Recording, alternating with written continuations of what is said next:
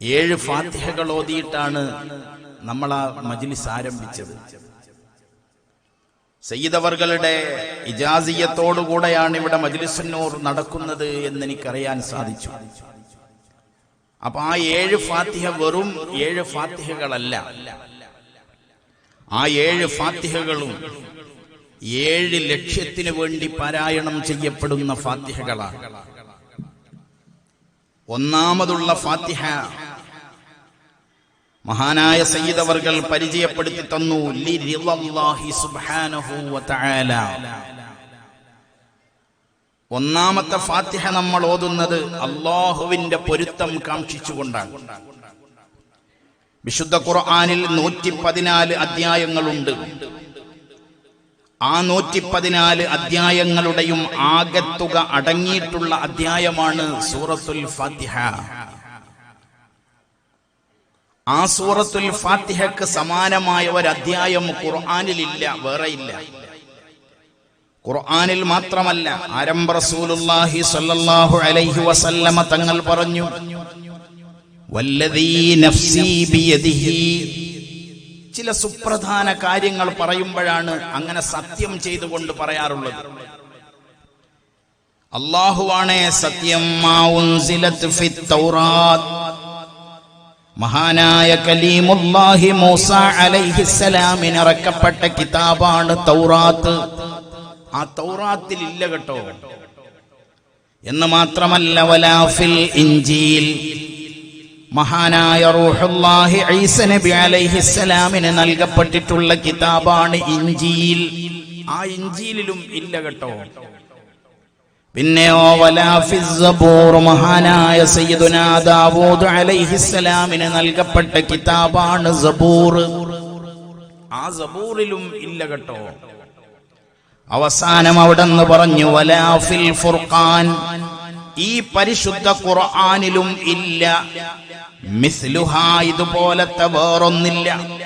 ഫാത്തിഹയോട് കിടപിടിക്കുന്ന ഒന്ന് ഖുർആനിലില്ല, തൗറാത്തിലില്ല, ഇൻജീലിലില്ല, സബൂറിലില്ല. ഇതത്രമേൽ പരിശുദ്ധമാണെന്ന് മുഹമ്മദുർ റസൂലുള്ളാഹി സ്വല്ലല്ലാഹു അലൈഹി വസല്ലം. അപ്പൊ ആ ഫാത്തിഹ കൊണ്ടാണ് നമ്മുടെ ആരംഭം. 7 ഫാത്തിഹകൾ ഓതുന്നു. അതിലൊന്ന് ലിറിളല്ലാഹി സുബ്ഹാനഹു വതആല. അല്ലാഹുവിന്റെ പൊരുത്തത്തിന് വേണ്ടിയാണ് ഒന്നാമത്തെ ഫാത്തിഹ. എന്നാൽ നിങ്ങൾ വീണ്ടും ആവർത്തിക്കുന്നു, രണ്ടാമതും ഫാത്തിഹ ഓതുന്നു. ആ ഫാത്തിഹ ആരുടെ ഹളറത്തിലേക്ക് കൊടുത്തേക്കാനാണ്? ഇലാ ഹളറത്തി സയ്യിദിനാ മുഹമ്മദിൻ സല്ലല്ലാഹു അലൈഹി വസല്ലം. നമ്മുടെ അഭിമാനമായ, നമ്മുടെ മനസ്സിന്റെ തേട്ടമായ, ആശാകേന്ദ്രമായ മുത്തു മുഹമ്മദ് മുസ്തഫ സല്ലല്ലാഹു അലൈഹി വസല്ലമ തങ്ങളുടെ തിരുസവിധത്തിലേക്ക് കൊടുത്തേക്കുന്ന ഫാത്തിഹയാണ് രണ്ടാമത് നിങ്ങൾ ഓതിയത്. 3 ഒറ്റവാക്കിൽ പറയാം. 3 ഇലാ ഹളറാത്തി അസ്ഹാബിഹിൽ ബദരീൻ. അല്ലാഹുവിന്റെ അത്യുന്നതന്മാരായ, വലിയ മഹത്വമലങ്കരിക്കുന്ന മഹാന്മാരായ ബദരീങ്ങളുടെ സവിധത്തിലേക്ക്. അതാണ് 3ാമത്തെ ഫാത്തിഹ. 4 ലോകത്ത് കഴിഞ്ഞു പോയിട്ടുള്ള സർവ്വ ശുഹദാക്കൾ, അതേപോലെ തന്നെ മഹാന്മാരായ സ്വഹാബത്ത്, സർവ്വ ശുഹദാക്കൾക്കും വേണ്ടിയാണ് 4ാമത്തെ ഫാത്തിഹ. 5 ഇലാ ഹളറത്തി ഖുതുബിൽ അഖ്താബ് ഗൗസുൽ അഅ്ളം അശ്ശൈഖ് മുഹീദ്ദീൻ അബ്ദുൽ ഖാദിറിൽ ജീലാനി ഖദ്ദസല്ലാഹു സിർറഹുൽ അസീസ്. അല്ലേ, 4 കിതാബേയും മറ്റുള്ള സുഹഫേയും നായനാരുളാലെ ഓതി ഉണർന്നോവർ. നവൽ മൊഴിയുന്ന ഇൽമ് കുറിപ്പാനായി 400 ഹുക്കാമേ അവർ ചുറ്റും ഉള്ളോവർ. ഇൽമിന്റെ ലോകത്ത് വിരാജിച്ച മഹാപണ്ഡിതൻ, 4 കിതാബിലും വിവരമുള്ള ആലിം, ലക്ഷക്കണക്കിന് ആളുകൾക്ക് തൗഹീദിന്റെ വെള്ളി വെളിച്ചം പകർന്നു കൊടുത്ത ഖുതുബുൽ അഖ്താബ് ഗൗസുൽ അഅ്ളം അശ്ശൈഖ് മുഹീദ്ദീൻ മഹാനവർകൾക്കാണ് അഞ്ചാമത്തെ ഫാത്തിഹ. ആറാമത്തെ ഫാത്തിഹയോ ഇലാ ഹളറാത്തി ജമീഇ മശായിഖിനാ വ അസാതിദതിനാ, സർവ ഉസ്താദുമാർക്ക് മശായിഖന്മാർക്ക് അവർക്ക് വേണ്ടിയാണ് ആറാമത്തെ ഫാത്തിഹ. ഏഴാമതും നിങ്ങളൊരു ഫാത്തിഹ ഓതി സർവ്വ ഔലിയാക്കൾക്ക് സ്വാലിഹീങ്ങൾക്ക്, നമ്മുടെ കൂട്ടുകുടുംബങ്ങളിൽ നിന്ന് വിട പറഞ്ഞു പോയവർ എല്ലാവർക്കും 7 ഫാത്തിഹകൾ ഓതിയിട്ടാണ് നമ്മൾ ആരംഭിച്ചത്. ഈ 7-ന് വലിയ പ്രത്യേകതയുണ്ട്. ചിലർ പറയാറുണ്ട് ഈ എണ്ണങ്ങൾക്കൊക്കെ എന്താണ് ഇത്ര വലിയ പ്രത്യേകത? അൽ ഫാത്തിഹ എന്നെഴുതിയാൽ അതിലുള്ള അക്ഷരങ്ങൾ തന്നെ 7 എണ്ണമാണ്. ഇനിയോ ഫാത്തിഹയുടെ ആയത്തുകൾ 7 എണ്ണമാണ്. ആരംഭ റസൂലുള്ളാഹി സ്വല്ലല്ലാഹു അലൈഹി വസല്ലമ തങ്ങൾ ഫാത്തിഹയുടെ മഹത്വം പറയുന്നിടത്ത് നമ്മൾക്ക് പഠിപ്പിച്ചു തരുന്നുണ്ട് 7ന്റെ മഹത്വങ്ങൾ. ഇമാം റാസി തങ്ങൾ തന്റെ തഫ്സീറിൽ പറയുന്നു, ആയാത്തുഹാ സബ്ഉൻ, സൂറത്തുൽ ഫാത്തിഹയുടെ ആയത്തുകൾ 7 എണ്ണമാണ്. വ അബ്വാബുൻ നീറാനി സബ്അത്തുൻ, നരകത്തിന്റെ വാതിലുകളും 7 ഫാത്തിഹയുടെ ആയത്തുകൾ 7, നരകത്തിന്റെ വാതിലുകളും 7. സ്വർഗത്തിന്റെ വാതിലുകൾ 8, നരകത്തിന്റെ വാതിൽ 7. ഇനിയോ ഫമൻ ഫതഹ ലിസാനഹു ബിഖിറാഅതിഹാ, ആരെങ്കിലും ഫാത്തിഹ ഓതാൻ വേണ്ടി തന്റെ നാവ്, തന്റെ വായ തുറന്നാൽ ആ ഘട്ടത്തിൽ നരകത്തിന്റെ 7 വാതിലുകളും അവനെ തൊട്ട് അടക്കപ്പെടുമെന്ന് ഇമാം റാസി തങ്ങൾ ഹദീസിന്റെ വെളിച്ചത്തിൽ പഠിപ്പിക്കുന്നു. അപ്പൊ ഒരു ഫാത്തിഹ ഓതുമ്പോ, ഓരോ ആയത്തോതുമ്പോഴും നരകത്തിന്റെ ഓരോ വാതിൽ എന്നെ തൊട്ട് അടക്കപ്പെടുമെങ്കിൽ ആ ഫാത്തിഹയുടെ മഹത്വം എത്ര ദിവസം വഅദ് പറയണം? ഇനി എന്തിനായിരിക്കും ഈ 7 ഫാത്തിഹ എന്ന് പറഞ്ഞിട്ടുള്ളത്? എല്ലാത്തിനും ഓരോന്ന് മാത്രം പറഞ്ഞിട്ട് അങ്ങനെ പോവാണ്. ഒരുപാട് പറയാനുണ്ട്.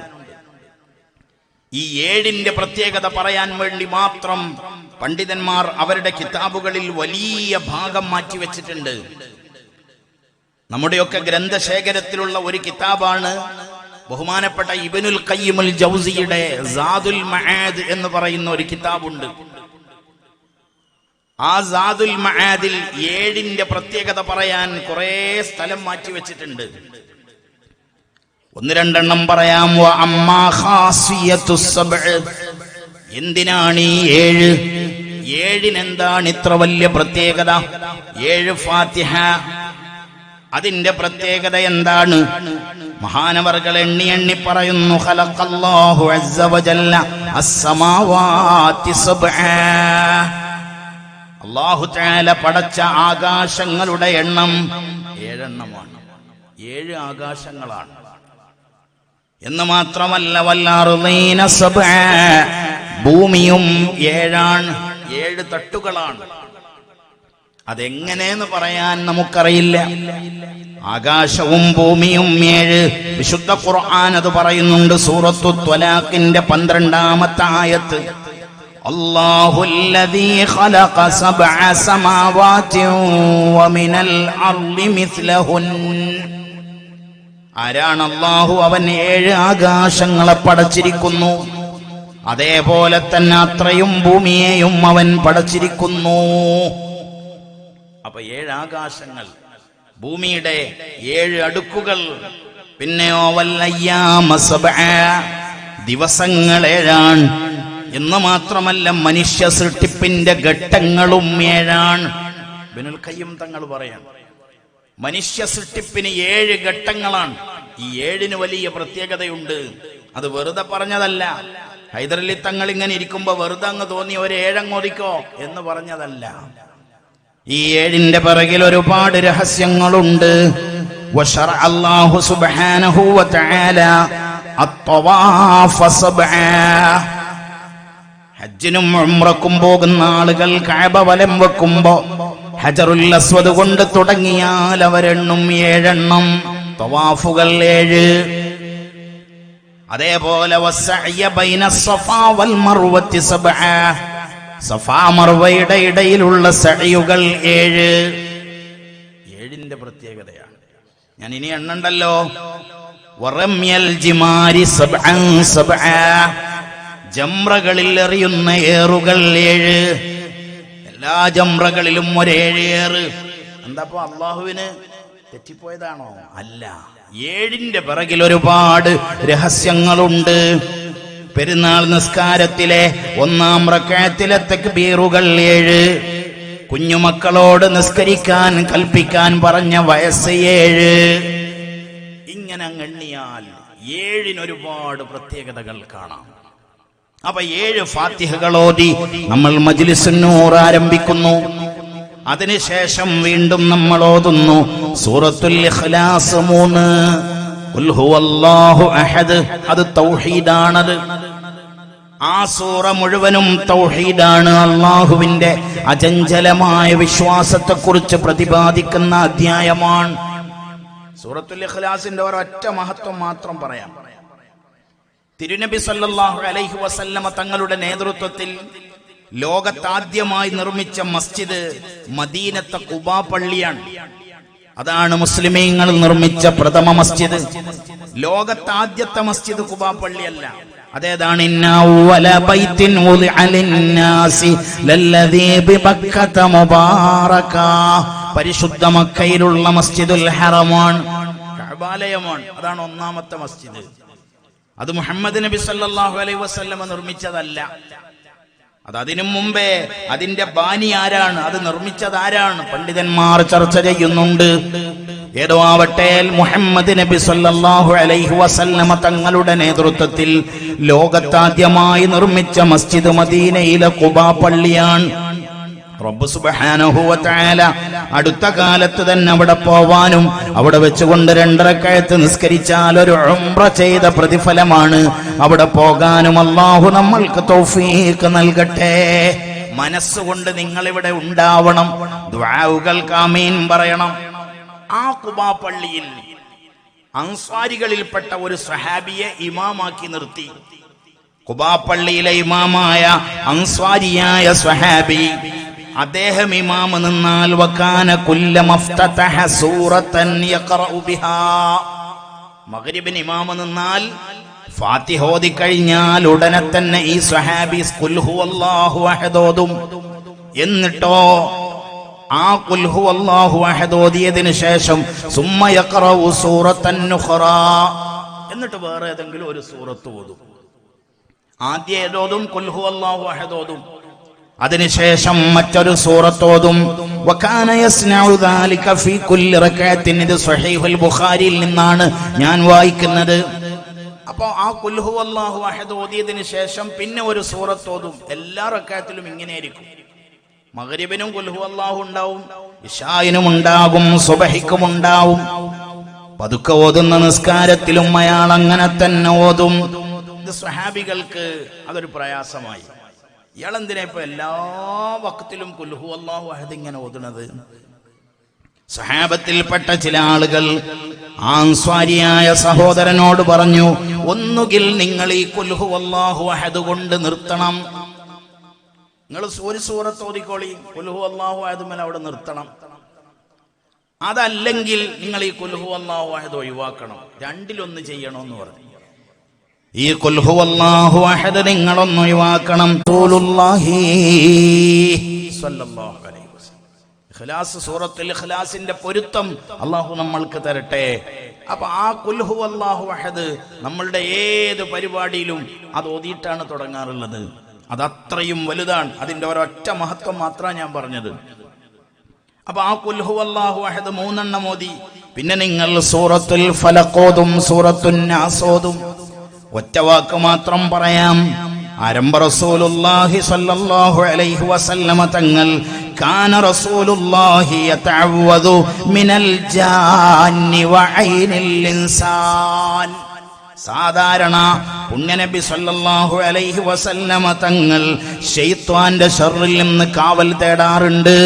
അതേപോലെ കണ്ണേറിൽ നിന്ന് കാവൽ തേടാറുണ്ടായിരുന്നു. ഇന്നൽ ഐന ഹഖ്, കണ്ണേറ് സത്യമാണ്. അപ്പൊ അവിടുന്ന് കണ്ണേറിൽ നിന്ന് കാവൽ തേടാറുണ്ടായിരുന്നു. അതേപോലെ ശൈത്വാന്റെ ശർറിൽ നിന്നും കാവൽ തേടാറുണ്ടായിരുന്നു. ഏതുവരെ ഹത്താ നസലത്തിൽ മുഅവ്വിദതാനി, ഖുൽ അഊദു ബിറബ്ബിൽ ഫലഖ്, ഖുൽ അഊദു ബിറബ്ബിൻ നാസ് എന്ന സൂറത്തുകൾ ഇറങ്ങുന്നത് വരെ ശൈത്വാന്റെ ശർറിൽ നിന്നും കണ്ണേറിന്റെ ശർറിൽ നിന്നും അവർ കാവൽ തേടാലുണ്ടായിരുന്നു.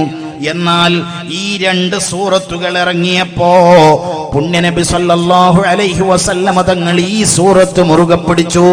മറ്റുള്ള കാവൽ തേടലൊക്കെ അങ്ങ് മാറ്റിക്കളഞ്ഞു. എല്ലാ കാവൽ തേടലും ഏതിലുണ്ട്? ഖുൽ അഊദു ബിറബ്ബിൽ ഫലഖ്, ഖുൽ അഊദു ബിറബ്ബിൻ നാസ്. അങ്ങനെയാണ് മജ്ലിസുൻ നൂർ നമ്മൾ തുടങ്ങുന്നത്. അതിനുശേഷം 60 ബൈത്തുകളാണ്. ഞാൻ അതിനെക്കുറിച്ചൊന്നും പറയുന്നില്ല. എന്താണ് മഹാന്മാരായ ബദരീങ്ങൾക്ക് ഇത്ര വലിയ സ്ഥാനം ലഭിച്ചത്? എന്തുകൊണ്ടാണ് മജ്ലിസുൻ നൂറിന് ഇത്ര വലിയ പ്രത്യേകത വന്നത്? ആരാണ് ബദരീങ്ങൾ?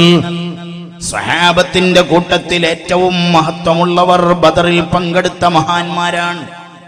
മലക്കുകളുടെ കൂട്ടത്തിൽ ഏറ്റവും മഹത്വമുള്ളവർ ബദറിൽ പങ്കെടുത്ത മലക്കുകളാണെന്ന് അഷ്റഫുൽ ഖൽഖ് മുഹമ്മദ് മുസ്തഫ സല്ലല്ലാഹു അലൈഹി വസല്ലം, ജിബ്രീൽ അലൈഹിസ്സലാം അടക്കമുള്ള മഹാന്മാർ ബദറിൽ പങ്കെടുത്തിട്ടുണ്ടല്ലോ.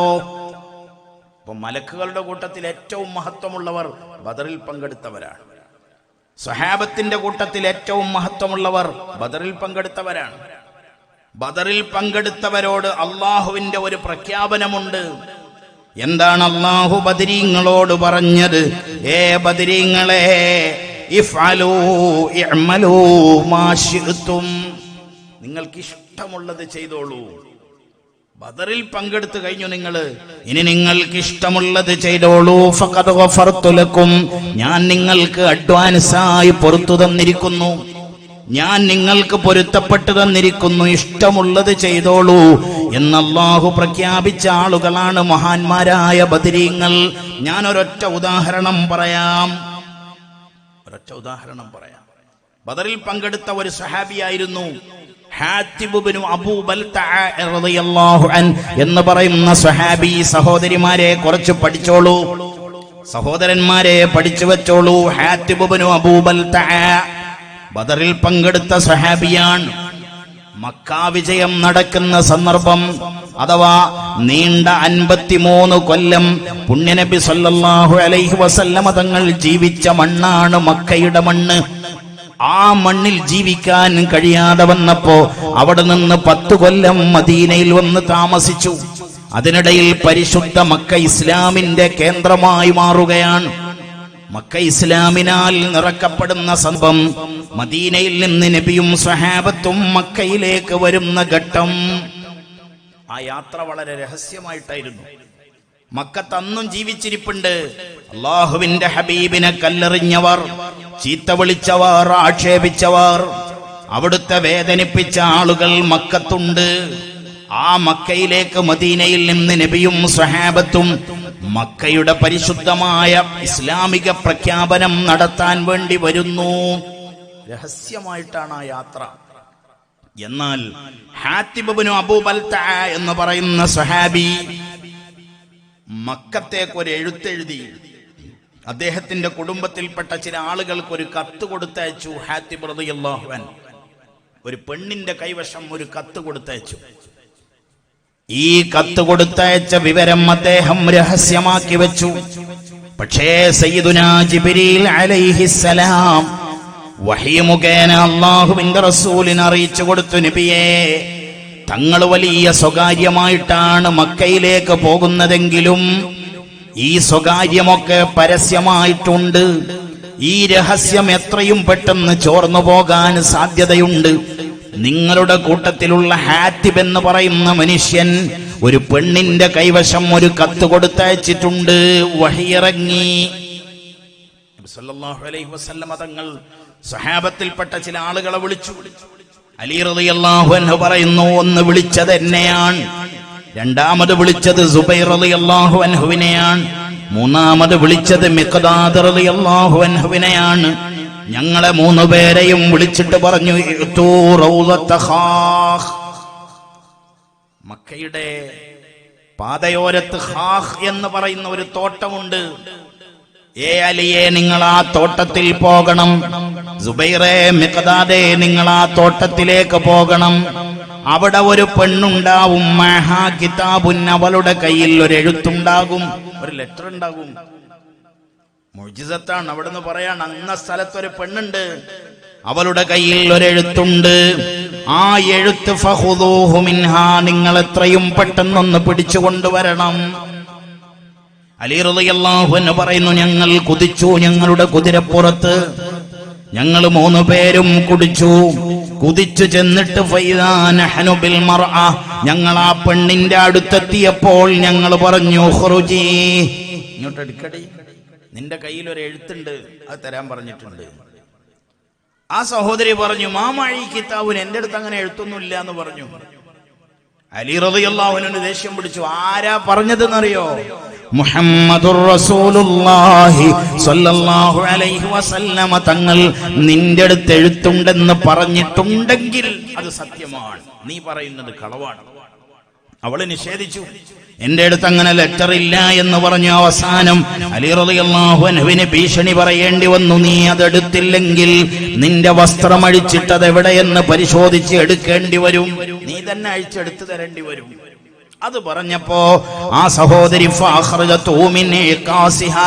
അവിടെ മുടിക്കെട്ടിന്റെ ഉള്ളിലായിരുന്നു ആ കത്തൊളിപ്പിച്ചു വെച്ചിരുന്നത്. ആ തലമുടിക്കെട്ടിന്റെ ഉള്ളിൽ നിന്ന് ആ സഹോദരി ആ കത്തിങ്ങെടുത്തു. കത്ത് മദീനത്ത് മുത്തുനബി സല്ലല്ലാഹു അലൈഹി വസല്ലമ തങ്ങളുടെ ഹദ്റത്തിൽ അലി റളിയല്ലാഹു അൻഹു കൊണ്ടുവന്നു കൊടുത്തു. സ്വഹാബത്തിന് ദേഷ്യം പിടിച്ചു. എന്തുകൊണ്ട്?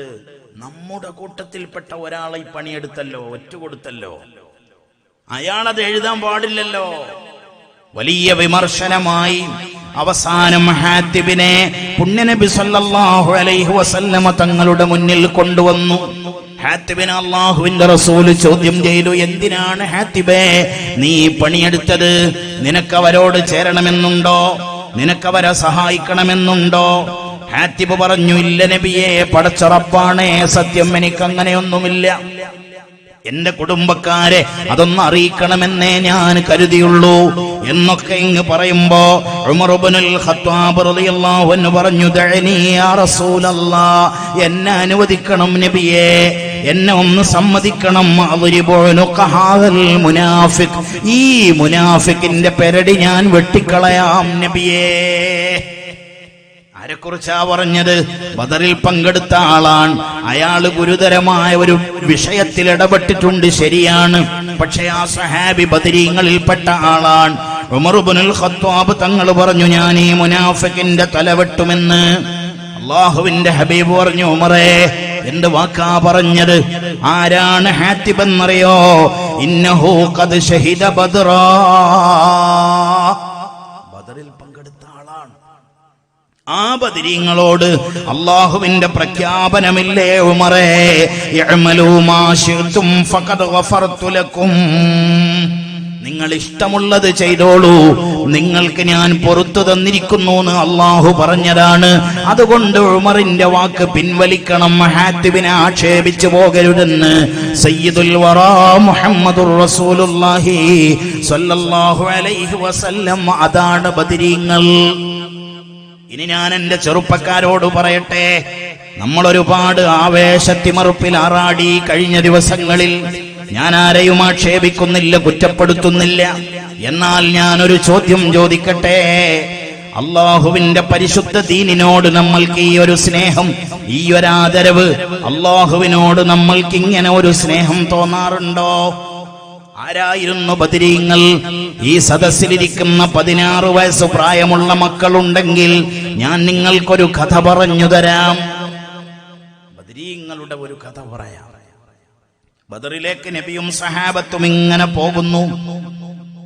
വളരെ തുച്ഛമായ ആളുകൾ, 313 പ്രബലാഭിപ്രായമനുസരിച്ച് 300 ചില്ലറ ആളുകൾ ബദർ ലക്ഷ്യമാക്കി നടന്നു പോകുന്നു. കുതിരപ്പുറത്ത്, ഒട്ടകപ്പുറം, വളരെ കുറഞ്ഞ വാഹനങ്ങൾ. അങ്ങനെ പോകുമ്പോ മഹാനായ സഅദ് ഇബ്നു അബീ വഖാസ് എന്ന് പറയുന്ന സഹാബി, ആ സഹാബി പറയുന്നു, റഅയ്തു അഖീ ഉമൈറ, ഞാൻ എന്റെ കുഞ്ഞനുജനായ ഉമൈറിനെ കണ്ടു. എന്റെ അനുജൻ ഉമൈറിനെ ഞാൻ ആ കൂട്ടത്തിൽ കണ്ടു. എങ്ങനെ എന്റെ ഉമൈർ നടക്കുന്നത്? യതവാറ മിനൽ ഖൗം, ആളുകളിൽ നിന്ന് ഒളിഞ്ഞൊളിഞ്ഞ് നടക്കുകയാണ് എന്റെ കൊഞ്ഞനുജൻ. എന്റെ ഉമൈർ ഒളിച്ചൊളിച്ചിങ്ങനെ നടക്കുന്നു, കൂനിക്കൂനി നടക്കുന്നു. ഫഖുൽതു, ഞാൻ ചോദിച്ചു, മാലക യാ അഖി, എന്റെ അനുജ നിനക്ക് എന്തു പറ്റി? നീ എന്തിനാണ് ഇങ്ങനെ കുനിഞ്ഞു നടക്കുന്നത്? നിന്റെ കാലിന് വല്ല അസുഖം വന്നോ? നീ എന്തിനങ്ങനെ നടക്കുന്നത്? ആ മോന്റെ മറുപടി, അഖാഫു അൻ യസ്തസ്ഗിറനി റസൂലുള്ളാഹ്, പുണ്യനബി സല്ലല്ലാഹു അലൈഹി വസല്ലമ തങ്ങളെങ്ങാനും ബദറിലെത്തുന്നതിന് മുന്നേ എന്നെ കണ്ടാൽ എന്നെ ചെറിയ കുട്ടിയാക്കി കളയും, എന്നെ മടക്കിക്കളയും. അന്ന് ഉമൈറിന് വയസ്സ് 16 എഴുതി വെച്ചോളണേ, 16 വയസ്സാണ്. +1 ക്ലാസ്സിൽ പഠിക്കുന്ന ഒരു മോന്റെ പ്രായമാണ് ഉമ്മമാരെ. അപ്പൊ ആ മോൻ പറയാൻ, അള്ളാഹുവിന്റെ റസൂലെങ്ങാനും എന്നെ കണ്ടാൽ എന്നെ മടക്കി അയച്ചു കളയും. അതുകൊണ്ട് അവിടെ നിന്ന് കാണാതിരിക്കാൻ വേണ്ടിയാണ് ഞാൻ ഇങ്ങനെ പതുങ്ങി പതുങ്ങി നടക്കുന്നത്. അവിടെ നിന്നെങ്ങാനും എന്നെ കണ്ടാൽ ഫയറുദ്ദനീ, എന്നെ മടക്കി അയച്ചു കളയും. അതുകൊണ്ടാണ് ഞാൻ ഇങ്ങനെ നടക്കുന്നത്. സഅദ് ഇബ്നു അബീ വഖാസ് തന്റെ അനുജനെ ചേർത്ത് പിടിച്ചു കൊണ്ടുപോയി. ബദറിൽ നബിയും സഹാബത്തും അണിനിരന്നപ്പോ ഈ സഹാബത്തിന്റെ നടുവിൽ അല്ലാഹുവിന്റെ റസൂൽ കണ്ടു, ഉമൈറിനെ കണ്ടു. ചെറിയ പ്രായക്കാരനായ ഉമൈറിനെ കണ്ടു.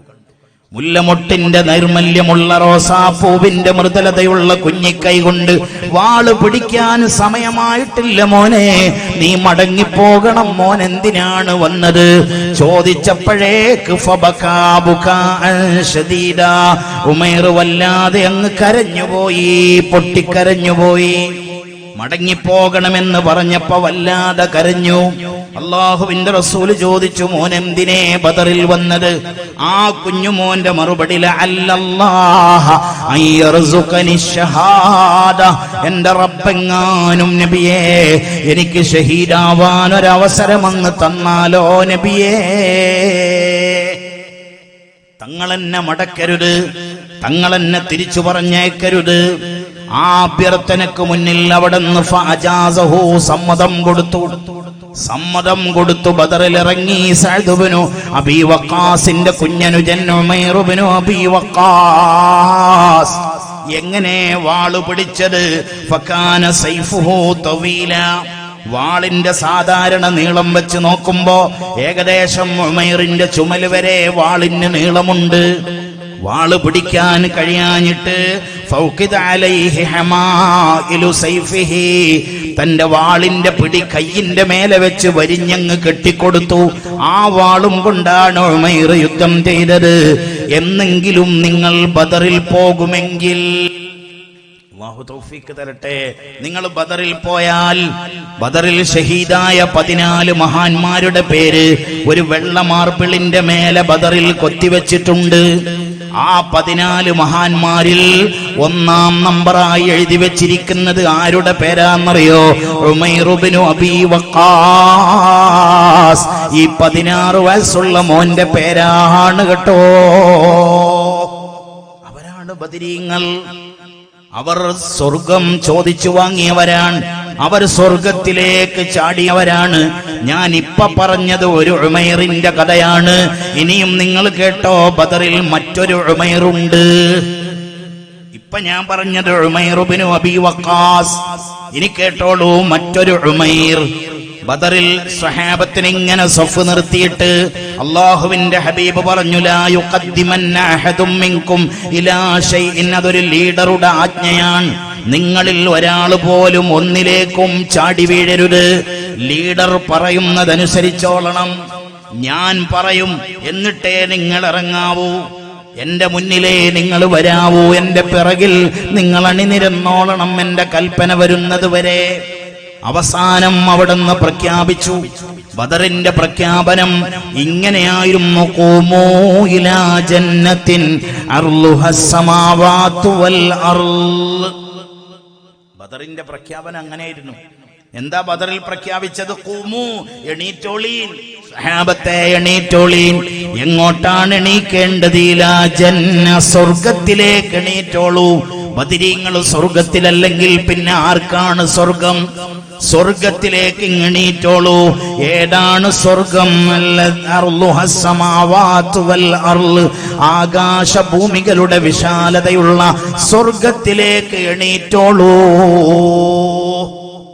ഇതങ്ങ് കേട്ടപ്പോ, ആകാശഭൂമിയുടെ വിശാലത എന്നങ്ങ് കേട്ടപ്പോ, മറ്റൊരു ഉമൈർ, മഹാനായ ഉമൈർ ഇബ്നുൽ ഹുമാം റളിയല്ലാഹു അൻഹു, നല്ല തർദിയത്ത് ചൊല്ലണം. എല്ലാവരും ബദരീങ്ങളുടെ പേര് പറയുമ്പോ നേരത്തെ പറഞ്ഞത് ഉമൈർ ഇബ്നു അബീ വഖാസ്, ഇപ്പൊ പറയുന്നത് ഉമൈർ ഇബ്നുൽ ഹുമാം. മഹാനവർകൾ ചാടി നിന്ന് എണീറ്റിട്ട് അള്ളാഹുവിന്റെ ഹബീബിനോട് ചോദിച്ചു, യാ റസൂലല്ലാഹ്, ജന്നത്തുൻ അർളുഹാ അസ്സമാവാതു വൽ അർള്, ആകാശഭൂമികളുടെ വിശാലതയുള്ള സ്വർഗമോ? അത്ര വിശാലതയോ? അത്ര വിശാലതയുള്ള സ്വർഗമോ? ഖാല നഅം, അവിടെന്ന് പറഞ്ഞു, അതേ മോനെ, ആകാശഭൂമികളുടെ വിശാലതയുള്ള സ്വർഗമെന്ന് പറഞ്ഞപ്പോ ആ മഹാൻ ചാടിയിട്ട് പറഞ്ഞു, ബഖിൻ ബഖിൻ, ആഹാ ആഹാ എന്ന് പറഞ്ഞിങ്ങനെ തുള്ളിച്ചാടി. അത് കണ്ടപ്പോ അവിടെന്ന് ചോദിച്ചു, ഉമൈറേ, മാ യഹ്മിലുക അലാ ഖൗലിക ബഖിൻ ബഖിൻ, മോൻ എന്തിനാണ് യുദ്ധഭൂമിയിലേക്ക് ഇറങ്ങുമ്പോ ആഹാ എന്ന് പറഞ്ഞിട്ട് ആരെങ്കിലും ഇറങ്ങുമോ? ചെറുപ്പക്കാരെ ഒന്ന് ആലോചിക്ക്. നാളെ സുബഹിക സ്വലാത്തു ഖൈറും മിനന്നൗം എന്ന് പള്ളിമിനാരം പ്രകമ്പനം കൊള്ളുമ്പോ ബാപ്പ വന്ന് വാതിലിന് മുട്ടിയട മുനീറേ ഒന്നെണീക്ക്, എട നിസാറേ ഒന്നെണീക്ക്, 2 റക്അത്ത് നിസ്കരിക്ക്, ആഹാ എന്ന് പറഞ്ഞിട്ട് ഇറങ്ങുന്ന എത്ര മക്കളുണ്ട്, ഞാനടക്കമുള്ളവരുടെ കൂട്ടത്തിൽ. എന്നാൽ യുദ്ധഭൂമിയിലേക്ക് ഇറങ്ങാൻ പറഞ്ഞപ്പോ ഒരു സഹാബി ആഹാ എന്ന് പറഞ്ഞ് തുള്ളിച്ചാടി. അതൊരു അത്ഭുതമാണ്. അല്ലാഹുവിന്റെ ഹബീബ് ചോദിച്ചു, എന്തിനെ തുള്ളിയത്? എന്തിനെ ആവേശഭരിതനായത്? എന്തിനെ ചാടിയത്? മഹാനവർകളുടെ മറുപടി, നബിയേ, ആ സ്വർഗക്കാരനാവണമെന്ന കൊതിണ്ടാണ് നബിയേ. ഫഖാല, അവിടെന്ന് പറഞ്ഞു, ഇന്നക മിൻ അഹ്ലിഹാ, നീ ആ സ്വർഗക്കാരനാണ് മോനെ. അവർ സ്വർഗത്തിലേക്ക് ചാടിയവരാ. നീ ആ സ്വർഗക്കാരനാണ് എന്ന് കേട്ടപ്പോ ആ സഹാബി എന്താ ചെയ്തതെന്നറിയോ?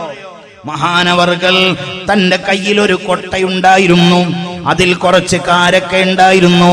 ആ കാരക്ക എടുത്ത് തിന്നുകൊണ്ടിരിക്കുമ്പോഴാണ് ഈ ചോദ്യോത്തരം നടന്നത്. ഒരു കാരക്ക എടുത്ത് കയ്യിൽ പിടിച്ചിട്ട് ആ മഹാൻ പറഞ്ഞു, ലഇൻ അന ഹയീതു ഹത്താ ആകുല തംറാതി ഹാദിഹി, ഈ ഒരു കാരക്ക ഈ കൊട്ടയിലുള്ളതല്ല, ഈ ഒരൊറ്റ കാരക്ക തിന്നുന്ന സമയം ഞാൻ ഈ ലോകത്ത് ജീവിച്ചിരിക്കുക എന്നത്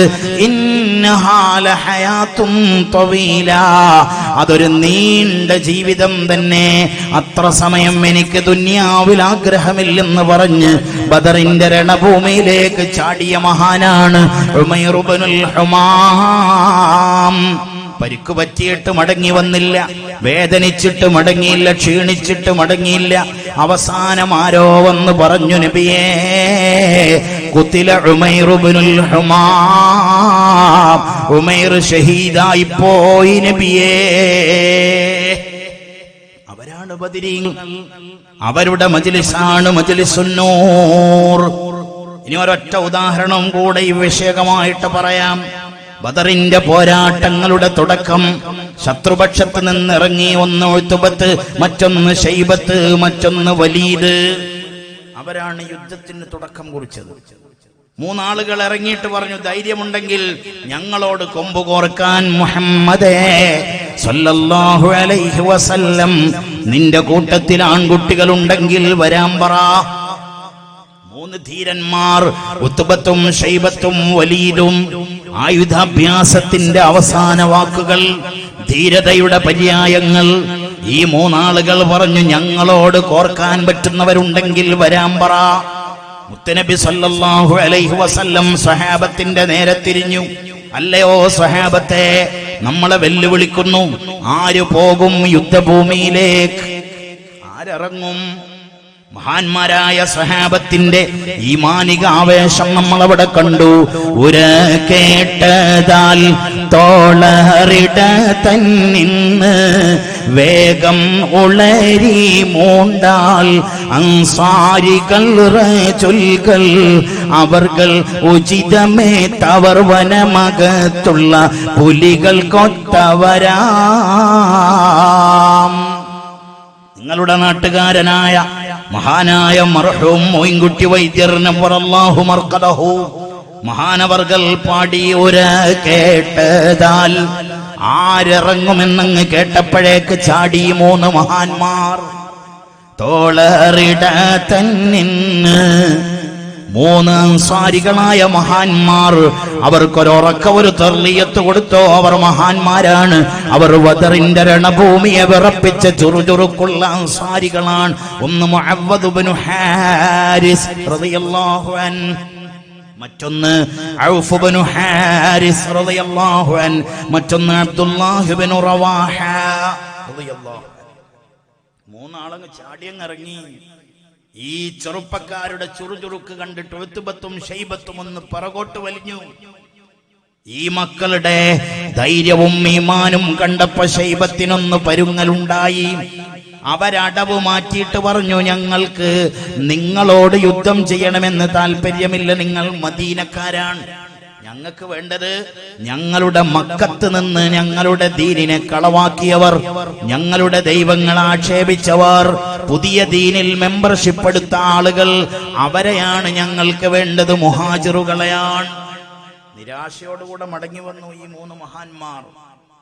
അവര് മടങ്ങി വന്നിട്ട് പുണ്യനബി സല്ലല്ലാഹു അലൈഹി വസല്ലമ തങ്ങളുടെ മുന്നിൽ പറഞ്ഞു, നബിയേ, അവർക്ക് ഞങ്ങളെ വേണ്ട, അവർക്ക് വേണ്ടത് മുഹാജിറുകളെയാണ്.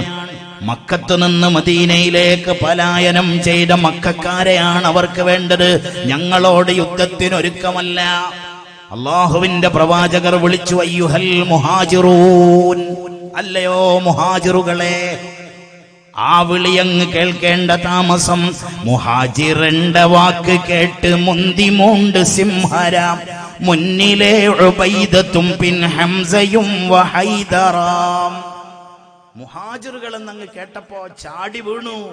3 മഹാന്മാർ ഉറക്ക തർലിയത്ത് ചൊല്ലണേ.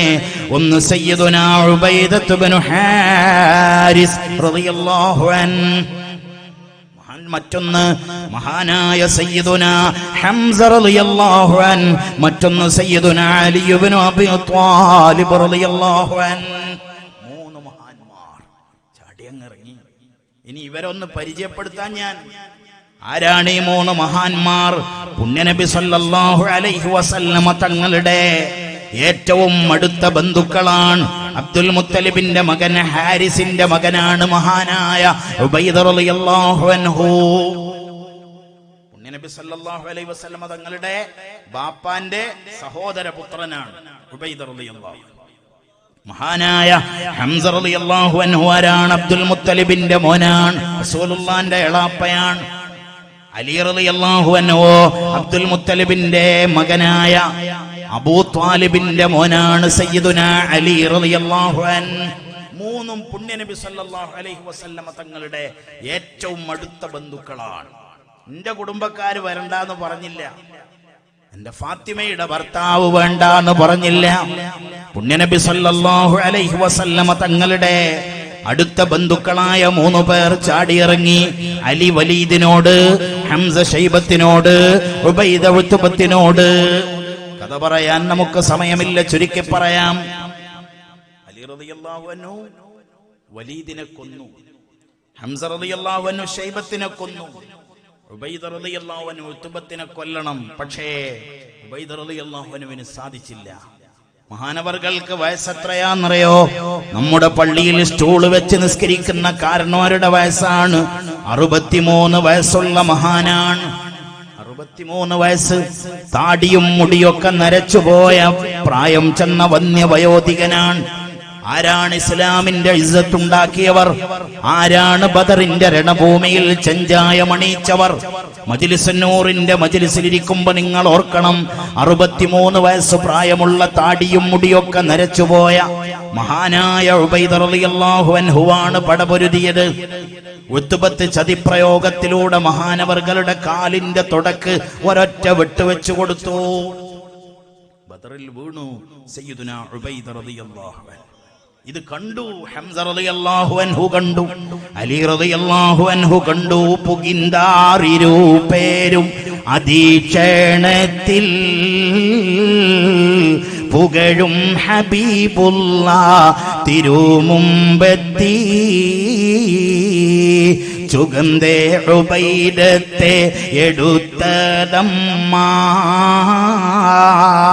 ചൊരിന്ത് വരും വഴി കൊഴുക്കൈതമ്മ. ഉബൈദത്തെന്നവർ വീണതങ്ങ് കണ്ടപ്പോ ഓടിച്ചെന്നു. ഉത്ബത്തിനെ കൊലപ്പെടുത്തിയിട്ട് ഉബൈദയെ വാരിയെടുത്തു കൊണ്ടുപോയി. പുണ്യനബി സല്ലല്ലാഹു അലൈഹി വസല്ലമ തങ്ങൾ ടെന്റിൽ സുജൂദിൽ കിടക്കുകയാണ്. ബദർ യുദ്ധം നടക്കുമ്പോ അവിടുന്ന് അല്ലാഹുവിന്റെ സുജൂദിലാണ്. അവിടുന്ന് സുജൂദിൽ കിടന്ന സ്ഥലം, അവിടുന്ന് ടെന്റ് കെട്ടിയ സ്ഥലത്ത് ഇന്നൊരു മസ്ജിദുണ്ട്. ആ മസ്ജിദിന്റെ പേര് മസ്ജിദുൽ അരീഷ് എന്നാണ്. നിങ്ങൾ എന്നെങ്കിലും ബദറിൽ പോകുമ്പോ ആ മസ്ജിദ് ഒന്ന് കാണണം. ആ മസ്ജിദ് കാണുമ്പോ നിങ്ങൾ ഓർക്കണം, അതിന്റെ സംഭവം ഓർക്കണം.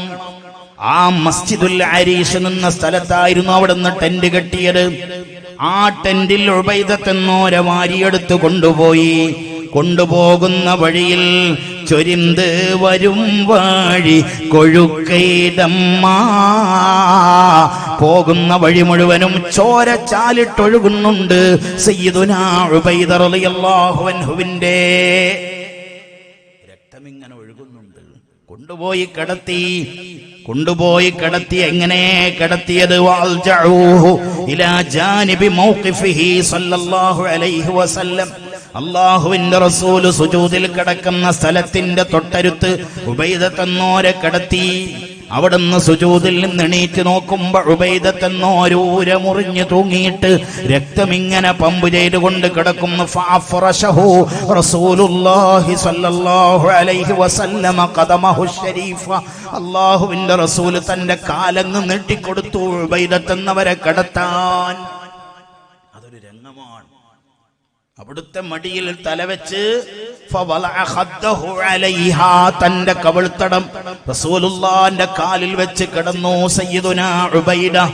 മുത്തുനബി ചോദിച്ചു, വേദനിക്കുന്നുണ്ടോ ഉബൈദ? തളർന്നു പോയോ ഉബൈദ?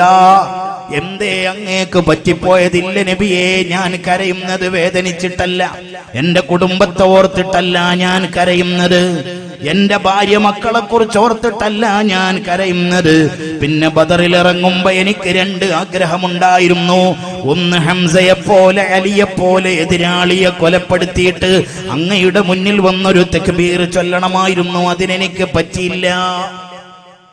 പിന്നെ എനിക്ക് രണ്ടാമതൊരാഗ്രഹം, എന്റെ ശരീരത്തിന്റെ അവസാനത്തെ തുള്ളിച്ചോരയും ബദറിന്റെ വെള്ളമണൽ തരികളിൽ ഉറ്റി വീണിട്ട് എനിക്ക് അവിടെ കിടന്ന് പിടഞ്ഞ് ഷഹീദാകണമായിരുന്നു. അതിനും എനിക്ക് പറ്റിയില്ല. എന്നെ ഇതാ എടുത്തു കൊണ്ടുവന്നിരിക്കുന്നു നബിയേ. അലസ്തു ഷഹീദൻ യാ റസൂലല്ലാഹ്. ഈ മുറിവിലെ അവസാനത്തെ ചോരയും ഉറ്റി വീണിട്ട് ഞാൻ അവസാനം ഇവിടെ കിടന്നങ്ങ് മരിച്ചുപോയാൽ നാളെ ശുഹദാക്കളുടെ ലിസ്റ്റ് വായിക്കുമ്പോൾ ആ ലിസ്റ്റിൽ ഞാൻ ഉണ്ടാകുമോ നബിയേ? കാരണം വെഞ്ചക്കളം വിട്ട് പിരിന്തോ ഞാനേ വെളിചേർ ഷഹീദാമോ അനാ പൊന്മാനേ. യുദ്ധഭൂമിയിൽ കിടന്ന് മരിക്കുന്നവർക്കാണ് ഷഹീദ് എന്ന് പറയുക. ഞാൻ അവിടെ കിടന്നിട്ടല്ല മരിക്കുന്നത്, അവിടെ നിന്ന് എന്നെ ഇങ്ങ് കൊണ്ടുവന്നു പോയി. ഇവിടെ കിടന്ന് ഞാനങ്ങ് മരിച്ചാൽ ഞാൻ ശുഹദാക്കളുടെ ലിസ്റ്റിലുണ്ടാകുമോ നബിയേ? ഫഖാൽ, അവിടെന്ന് പറഞ്ഞു, ചെഞ്ചൽ ഫളുറ്റേ ഷഹീദാകും നീ, ചെവിത്ത് ഉബൈദത്തോ ശിഅറുണ്ടും മിന്നീ. നിങ്ങൾ ഷഹീദല്ലെങ്കിൽ പിന്നെ ആരാണ് ഷഹീദാവുക? നിങ്ങൾക്ക് ഷഹീദിന്റെ പദവിയുണ്ടെന്ന്, നിങ്ങൾ ഷഹീദ് തന്നെയാണെന്ന് മുഹമ്മദ് മുസ്തഫ സ്വല്ലല്ലാഹു അലൈഹി വസല്ലം തങ്ങളങ്ങ് പറഞ്ഞപ്പോ ആ കിടന്ന കിടപ്പിൽ നിന്ന് പാട്ടുപാടി എന്നല്ലേ ചരിത്രം. അവരാണ് ബദരീങ്ങൾ. ആ ബദരീങ്ങളെ അനുസ്മരിക്കുന്ന മജ്ലിസുന്നൂറിലാണ് നമ്മൾ പങ്കുകൊള്ളുന്നത്. ഇനി ഞാൻ എൻ്റെ സഹോദരന്മാരോട് പറയട്ടെ, ആ ബദരീങ്ങളുടെ ഈമാനൊന്നും നമ്മൾക്ക് ആർജിക്കാൻ കഴിയില്ലെങ്കിലും നമ്മൾക്കും ഈമാനികമായി ഒന്ന് ഉയരണ്ടേ? നമ്മൾക്ക് എന്തിന്റെ കുഴപ്പമുള്ളത്?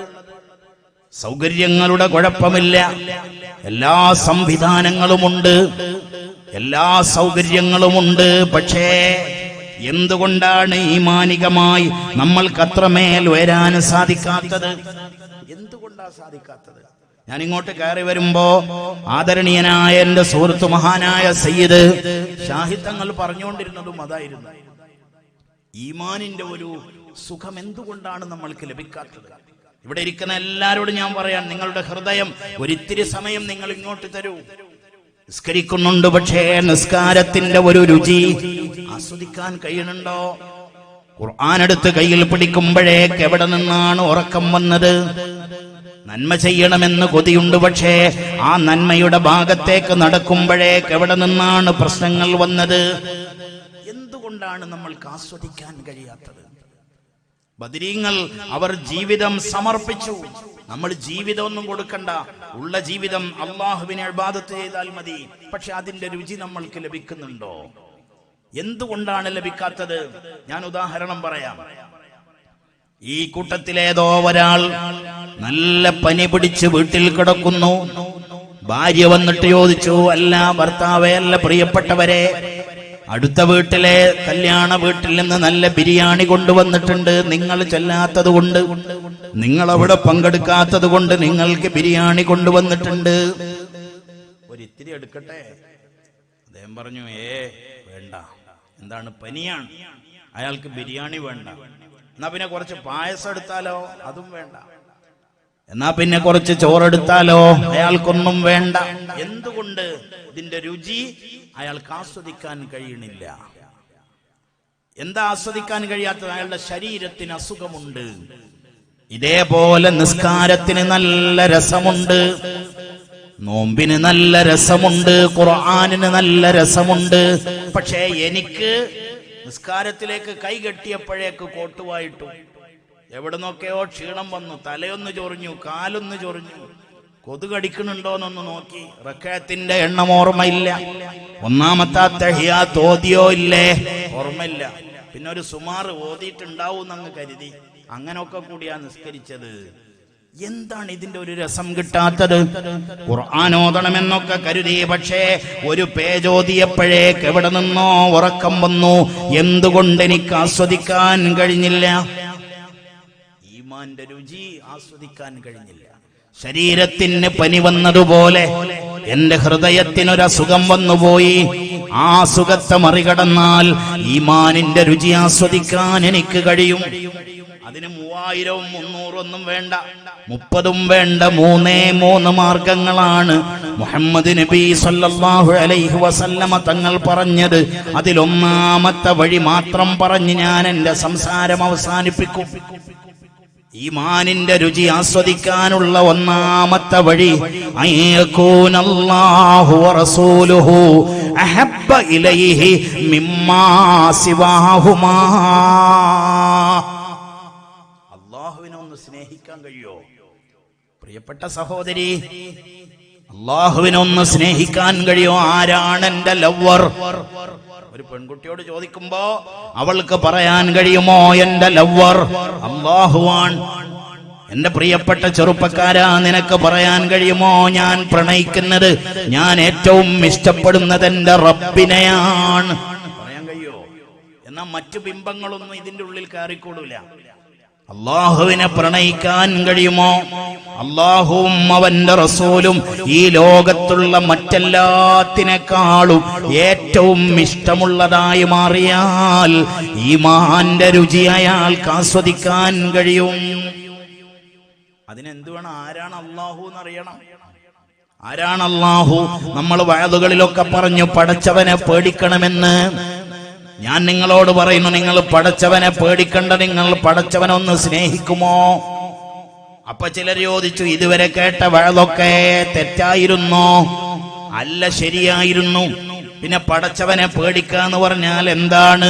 പണ്ടൊരു പാട്ടുകാരൻ പാടിയതുപോലെ, പാമ്പിനെ ഭയം വെച്ച പോലെ നീ റബ്ബിനെ ഭയക്കണ്ടടോ, ബാപ്പയെ പ്രിയം വെച്ച പോലെ നീ റബ്ബിനെ പ്രണയിക്കടോ. അല്ലേ? പാമ്പിനെ പേടിച്ചത് എന്തിനാ? പാമ്പ് വിഷം കുത്തിയിട്ട് നമ്മളെ കൊന്നുകളയുമെന്ന് പേടിച്ചിട്ട്. ആനയെ പേടിച്ചതോ ആന ചവിട്ടിക്കൊന്നുകളയുമെന്ന് പേടിച്ചിട്ട്. കടുവയെ പേടിച്ചത് കടിച്ചു തിന്നുകളയുമെന്ന് പേടിച്ചിട്ട്. പുലിയെ പേടിച്ചത് കടിച്ചു കീറിക്കളയുമെന്ന് വിചാരിച്ചിട്ട്. എന്നാ കടിച്ചു കീറുന്നവന്റെ പേരാണോ അല്ലാഹ്? നിങ്ങൾ ചിന്തിക്കുകയും, പിടിച്ചു തിന്നുന്നവനാണോ അല്ലാഹു? അല്ലെങ്കിൽ ചവിട്ടിക്കൊല്ലുന്നവനാണോ അല്ലാഹു? ഇന്നല്ലാഹ ലൈസ ബിളല്ലാമിൽ ലിൽഅബീദ്. തന്റെ അടിമകളോട് ഒരിത്തിരി അക്രമം കാണിക്കാത്ത കാരുണ്യവാനായ, കരുണാമയനായ, അത്യുദാരനായ അവന്റെ പേരാണ് അല്ലാഹ്. ആ റബ്ബിനൊന്ന് സ്നേഹിച്ചുകൂടെ? ആ റബ്ബിനൊന്ന് ഇഷ്ടം വെച്ചുകൂടെ?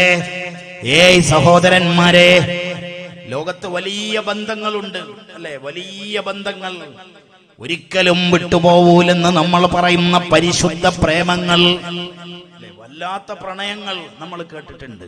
എന്നാൽ ആ പ്രണയങ്ങളൊക്കെ തച്ചു തരിപ്പണമായതിന് എത്രയോ ഉദാഹരണങ്ങൾ നമ്മൾ കണ്ടിട്ടുണ്ട്. 100,000 തവണ രാത്രികാലങ്ങളിൽ നീ എന്റേത് മാത്രമാണെന്ന് ആണയിട്ട് പറഞ്ഞ ഭാര്യയെ നീയും ഞാനും തമ്മിൽ ഒരു ബന്ധവുമില്ല, ഒന്നും ചൊല്ലി, രണ്ടും ചൊല്ലി, 3 ത്വലാഖും ചൊല്ലി നീ നിന്റെ വൈക്ക് പോയിക്കോ എന്ന് പറഞ്ഞ ഭർത്താക്കന്മാരെ നമ്മൾക്കറിയാം. ഇനി ഭാര്യനെ വേണ്ട എന്ന് പറഞ്ഞ ഭർത്താക്കന്മാരും ഭർത്താവിനെ വേണ്ടെന്ന് പറഞ്ഞ ഭാര്യമാരെയും നമ്മൾ കണ്ടിട്ടുണ്ട്. ബാപ്പക്ക് മക്കളെന്ന് പറഞ്ഞാൽ വല്ലാത്ത മഹബത്താണ്. എന്നാൽ ആ ബാപ്പ മക്കളോട് ചിലപ്പോ പറഞ്ഞു ഈ പടി ചവിട്ടി പോകരുതെന്ന് നമ്മൾ കണ്ടിട്ടുണ്ട്. ബന്ധങ്ങളൊക്കെ ഉടഞ്ഞു പോയിട്ടുണ്ട്. നമ്മൾ ഇഷ്ടപ്പെടുമെന്ന് വിചാരിച്ച പലരും നമ്മളെ കൈവിട്ടിട്ടുണ്ട്, അല്ലെ? മഹല്ല് കമ്മിറ്റി ഇന്ന മനുഷ്യനെ മഹല്ല് സംവിധാനത്തിൽ നിന്ന് മാറ്റി നിർത്തിയത് നമ്മൾ കണ്ടിട്ടുണ്ട്. അങ്ങനെ ഒരാളുണ്ട് എന്ന് വിചാരിക്കുക, ആ മനുഷ്യൻ ആരുമില്ല, ആരും അയാളെ സഹായിക്കാനില്ല. അയാളുടെ കുടുംബം അയാളെ കൈവിട്ടു. നാട്ടുകാര് പറഞ്ഞു നിന്നോട് ഞങ്ങൾക്ക് താല്പര്യമില്ലെന്ന്. കൂട്ടുകാർ പറഞ്ഞു നിന്നെ ഞങ്ങൾക്ക് ആവശ്യമില്ലെന്ന്. കൂടെ കിടക്കുന്ന ഭാര്യ പറഞ്ഞു നിങ്ങൾ എന്റെ കൂടെ കിടക്കുന്നത് എനിക്ക് ഇഷ്ടമല്ലെന്ന്. മക്കള് പറഞ്ഞു നിങ്ങളെ മക്കളെന്ന് വിളിക്കാൻ, നിങ്ങളെ ബാപ്പ എന്ന് വിളിക്കാൻ ഞങ്ങൾക്ക് മടിയാണെന്ന്. അങ്ങനെ ഒരാളോട് പറഞ്ഞു എന്ന് വിചാരിക്കുക.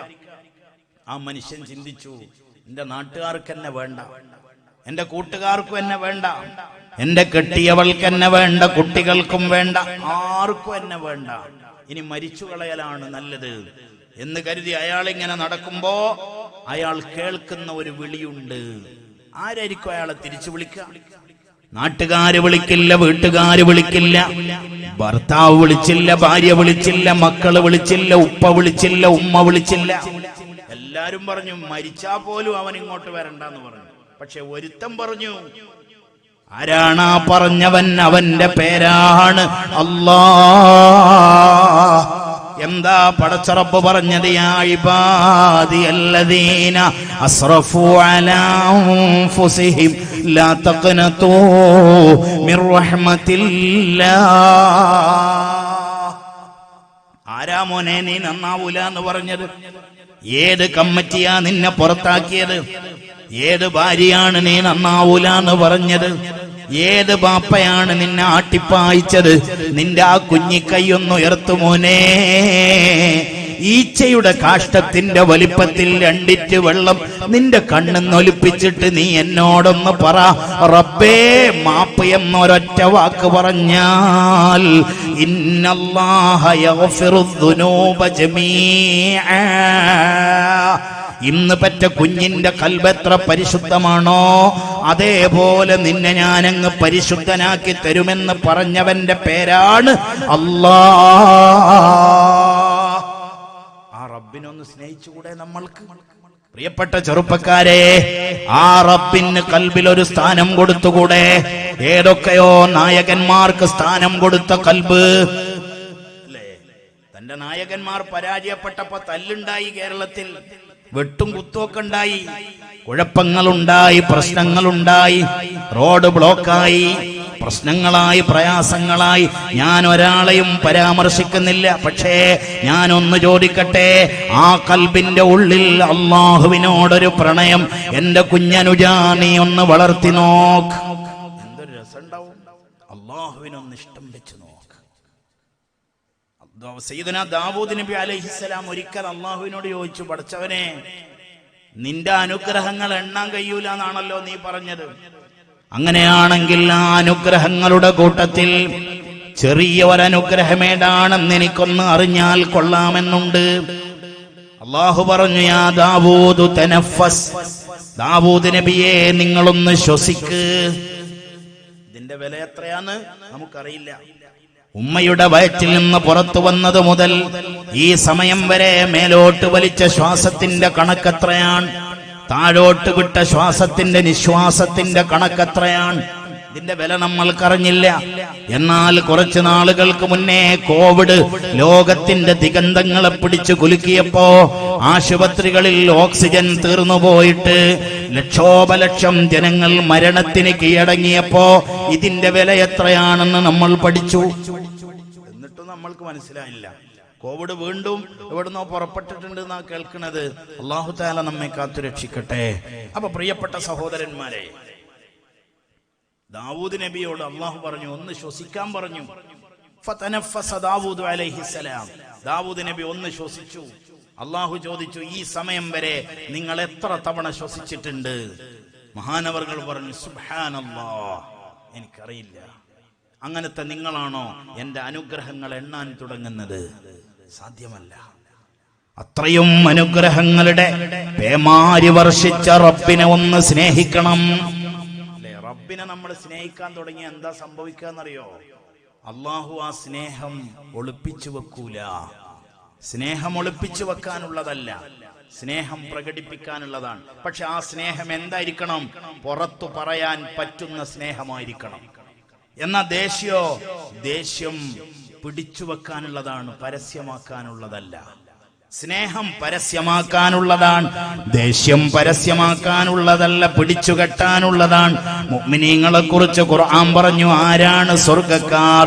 അല്ലദീന യുൻഫിഖൂന ഫിസ്സറാഇ വല്ലറാഇ വൽകാളിമീനൽ ഗൈൽ വൽആഫീന അനിന്നാസ്. ദേഷ്യം പിടിച്ചുകെട്ടണം, എന്നാ സ്നേഹമോ ഇളക്കി വിടണം. അതാ രണ്ടും തമ്മിലുള്ള വ്യത്യാസം. ദേഷ്യം പിടിച്ചുകെട്ടണം, സ്നേഹം കെട്ടയച്ചു വിടണം. പക്ഷെ ആ സ്നേഹം എന്തായിരിക്കണം? നാലാളോട് പറയാൻ പറ്റിയ സ്നേഹമായിരിക്കണം. മറ്റവന്റെ ഭാര്യ അറബ് നാട്ടിലെങ്ങാണ്ട് പണിയെടുക്കുന്ന സവായ കഫ്റ്റേരിയയിൽ ഗ്ലാസ് കഴുകുന്ന പാവത്തിന്റെ ഭാര്യ വളച്ചൊടിച്ചിട്ട് ആ തട്ടിക്കൊണ്ടുപോണ ആ പരിപാടിയല്ല.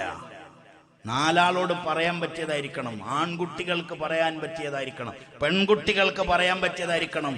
നാടറിയില്ല, ഊരറിയില്ല, വീടറിയില്ല. ബസ് ഷെൽട്ടറിൽ ഒരുത്തൻ പല്ലിളിച്ചപ്പോൾ എന്റെ പെങ്ങൾക്ക് തോന്നി ഇവൻ തന്നെ മതിയെന്ന്. ആ സ്നേഹമല്ല ഞാനീ പറഞ്ഞത്. മൈസ്രട്ട് ചോദിച്ചു, ഈ ഇരിക്കുന്നത് നിന്റെ ബാപ്പ, തൊട്ടപ്പുറത്തുള്ളത് നിന്റെ ഉമ്മ, നിന്റെ കഴുത്തിൽ കിടക്കുന്ന സ്വർണം ഈ ബാപ്പ വാങ്ങിത്തന്നത്, നിന്റെ ശരീരത്തിൽ കെട്ടിയ ചരട് വരെ ഈ ബാപ്പാന്റെ വിയർപ്പ് കൊണ്ട് വാങ്ങിയത്, അപ്പുറത്തുള്ള നിന്റെ ഉമ്മ നിന്റെ കാഷ്ടവും നിന്റെ മൂത്രവും തന്റെ കൈകൊണ്ട് കോരിയെടുത്ത ഉമ്മ.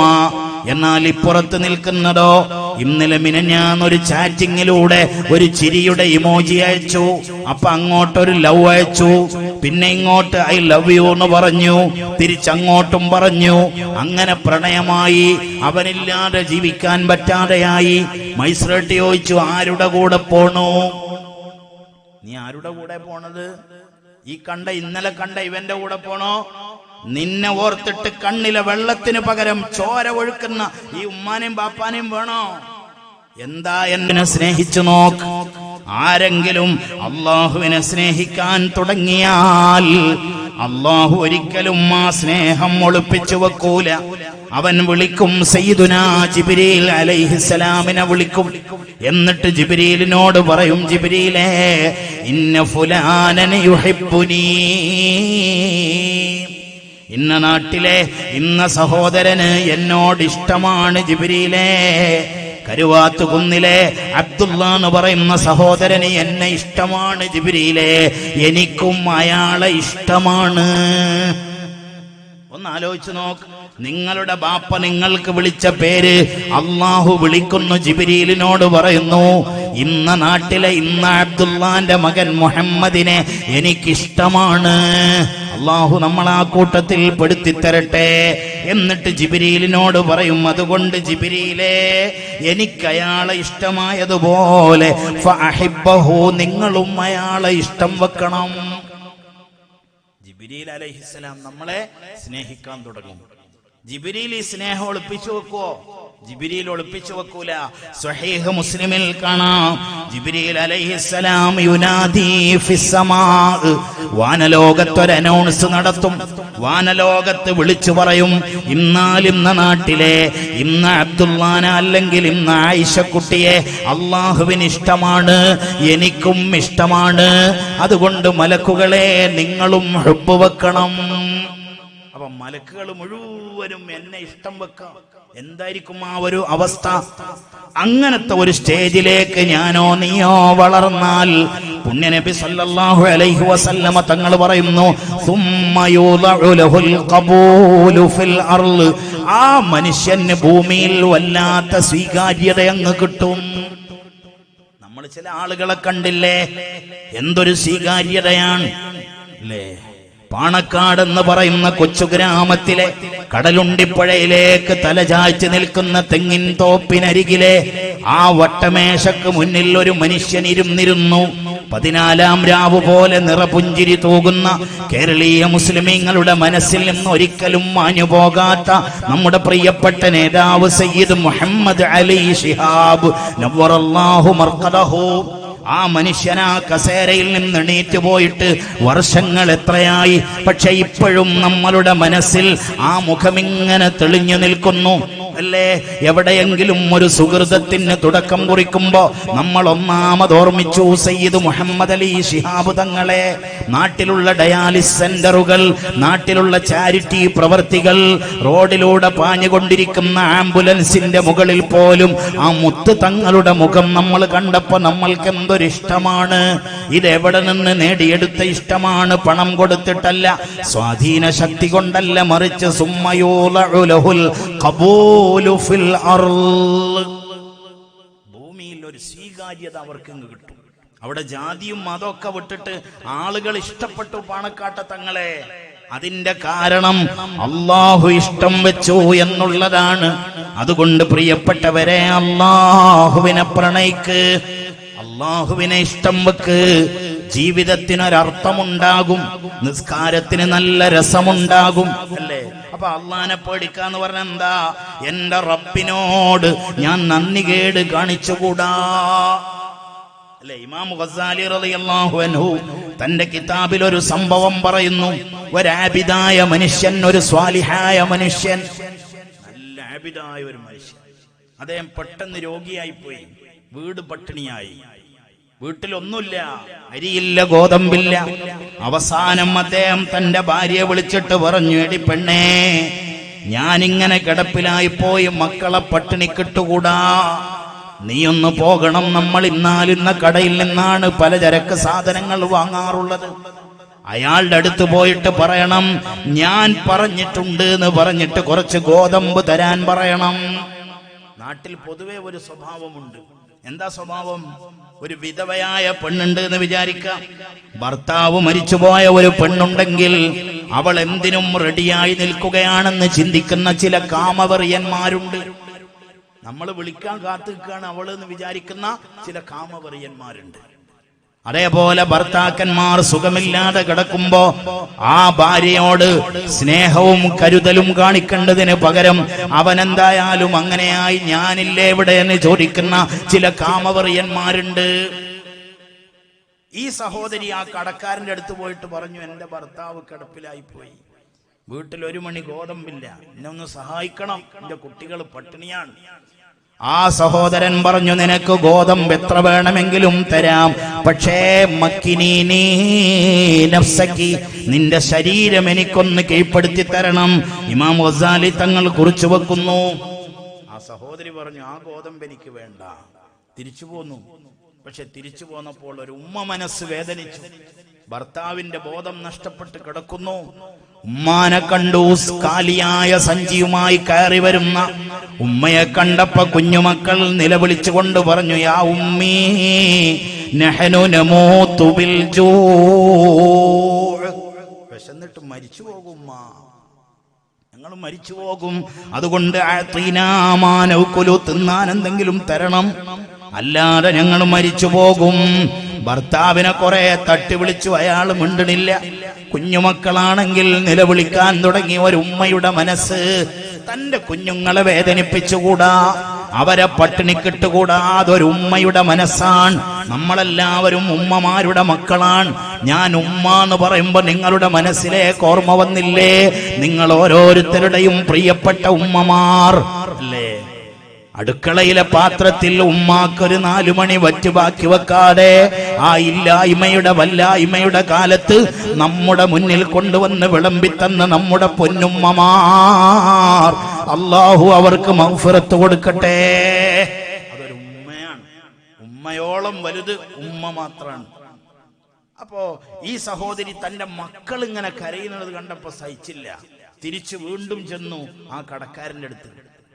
എന്നിട്ട് പറഞ്ഞു, നിനക്ക് എന്താണോ വേണ്ടത്, എന്റെ ശരീരമാണോ, നീ എടുത്തോളൂ, എനിക്ക് ഗോതമ്പ് വേണം.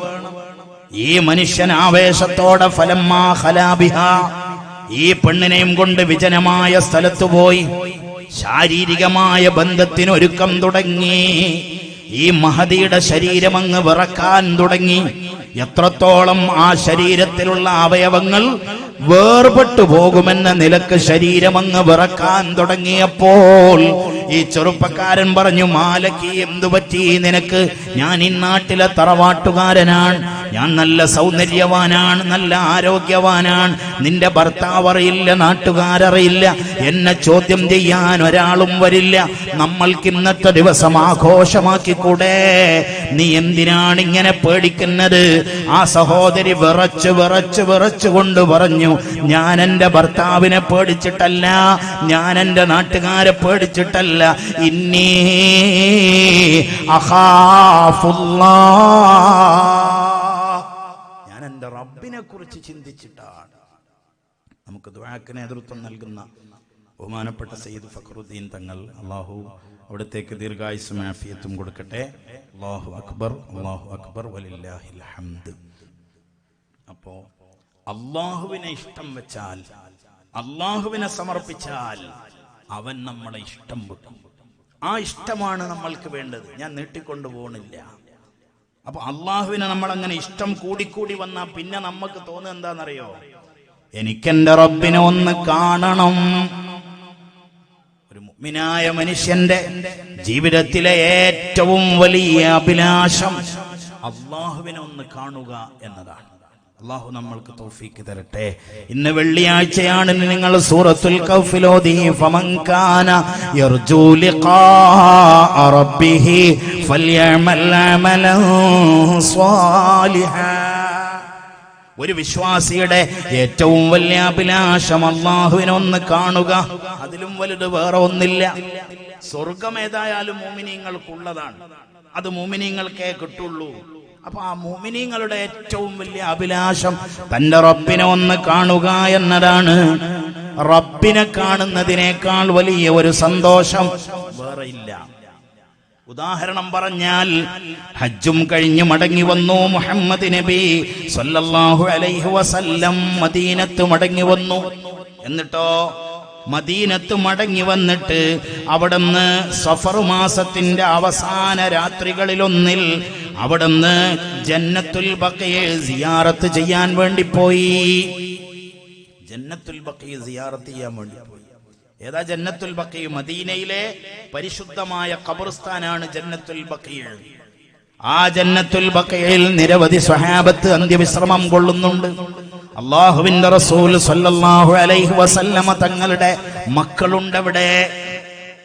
ഓരോ രാജ്യക്കാരന്റെയും പ്ലേയേഴ്സിന്റെയും കളിക്കാരുടെയും കോച്ചിന്റെയും ഒക്കെ പേരുകൾ മനപ്പാടമായിട്ട് കുഞ്ഞുമക്കൾ ഇങ്ങനെ പറയുന്നത് കേൾക്കുമ്പോ അഭിമാനം കൊണ്ട ബാപ്പമാരോട് ഞാൻ ചോദിക്കട്ടെ, നമ്മുടെ മുത്തുനബി സല്ലല്ലാഹു അലൈഹി വസല്ലമ തങ്ങൾക്ക് എത്ര മക്കളുണ്ടായിരുന്നു എന്ന് നിന്റെ പ്രിയപ്പെട്ട മകനോട് ഇന്ന് പോയിട്ടൊന്ന് ചോദിച്ചു നോക്കണം. അല്ലേ, 7ാം ക്ലാസ്സും 10ാം ക്ലാസ്സും ഒക്കെ പാസ്സായി +2വിന്റെ സർട്ടിഫിക്കറ്റ് കൊണ്ടുവന്ന് ചുമരിൽ വെച്ച മോനോട്, ഇന്ന രാജ്യത്തിന്റെ ഫാൻ അസോസിയേഷൻ ഉണ്ടാക്കിയ മോനോട് ഞാൻ ആക്ഷേപിക്കല്ലോ, ഞാൻ സ്നേഹത്തോടെ പറയാൻ.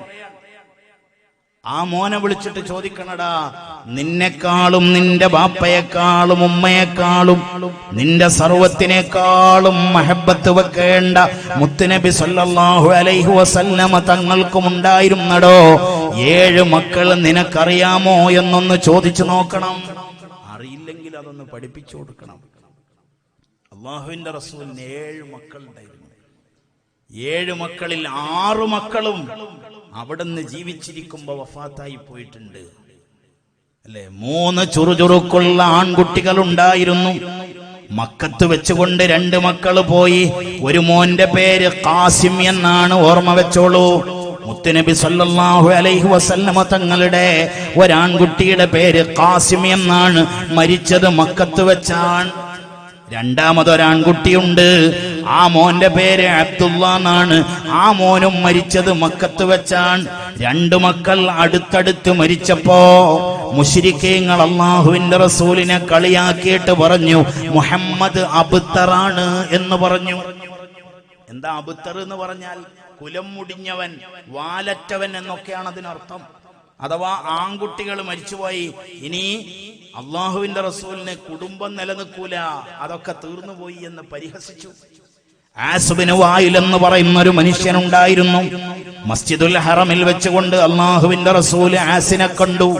ആസ് മുശ്രിക്കാൻ. ആ ആസിനോട് അവിടെ നിന്ന് കുശലം പറയുന്നത് കേട്ടിട്ട് ദൂരെ നിന്ന് അബൂജഹൽ ചോദിച്ചു, ആരോടാണ് ആസേ നീ സംസാരിക്കുന്നത്? പരിഹസിച്ചുകൊണ്ട് ആസ് പറഞ്ഞു, ഈ അബുത്തറിനോടാണ് ഞാൻ സംസാരിക്കുന്നത്. അള്ളാഹുവിന്റെ ഹബീബിന് വല്ലാത്ത വേദന വന്നു. വീട്ടിൽ ചെന്ന് അവിടുന്ന് വിതുമ്പി വിതുമ്പി കരഞ്ഞു. എന്റെ പൊന്നുമക്കളുടെ മരണം പോലും ആഘോഷമാക്കി മുശ്രിക്കുകൾ. അപ്പോഴാണ് ഖുർആനിലെ ഏറ്റവും ചെറിയ സൂറത്ത് ഇറങ്ങിയത്. ആ സൂറത്താണ് സൂറത്തുൽ കൗസർ. നന്നായിട്ടൊന്ന് ഓതണം.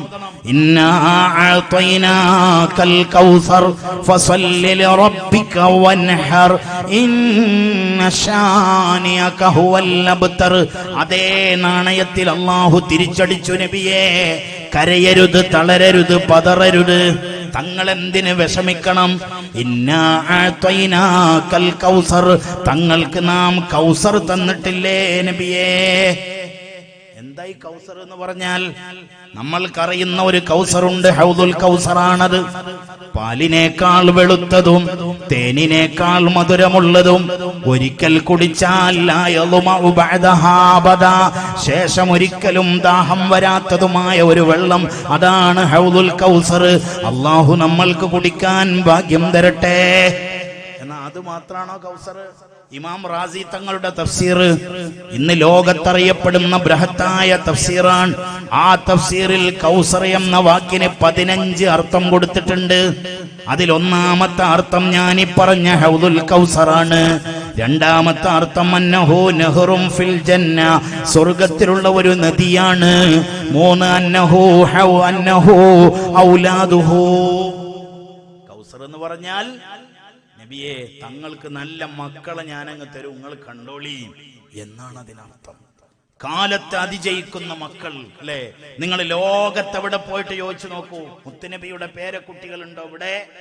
അവരെണ്ണി എണ്ണി പറയും, അവിടെ ഉണ്ടൊരു തങ്ങള്, ഇവിടെ ഉണ്ടൊരു സയ്യിദ് അല്ലെ. കേരളത്തിൽ വന്നിട്ട് കേരളക്കാരോട് നിങ്ങളുടെ നാട്ടിലൊരു സയ്യിദുണ്ടോ എന്ന് ചോദിച്ചാൽ നമ്മൾ എണ്ണാൻ തുടങ്ങും മമ്പുറം സയ്യിദ് അലവി തങ്ങൾ മുതൽ വരക്കൽ ബാലവി മുല്ലക്കോയ തങ്ങൾ മുതൽ പുതിയ മാളിയേക്കൽ സയ്യിദ് അഹമ്മദ് പൂക്കോയ മുതൽ ഖായിദുൽ ഖൗം സയ്യിദ് അബ്ദുറഹ്മാൻ ബാഫഖി മുതൽ സയ്യിദ് മുഹമ്മദ് അലി ശിഹാബ് തങ്ങൾ മുതൽ സയ്യിദ് മുഹമ്മദ് ജിഫ്രി മുത്തുക്കോയ തങ്ങൾ തുടങ്ങി നമ്മുടെ വേദിയിലും ഇരിക്കുന്നിതാ ഒരു സയ്യിദ് ഈ സദസ്സിന്റെ അലങ്കാരമായി.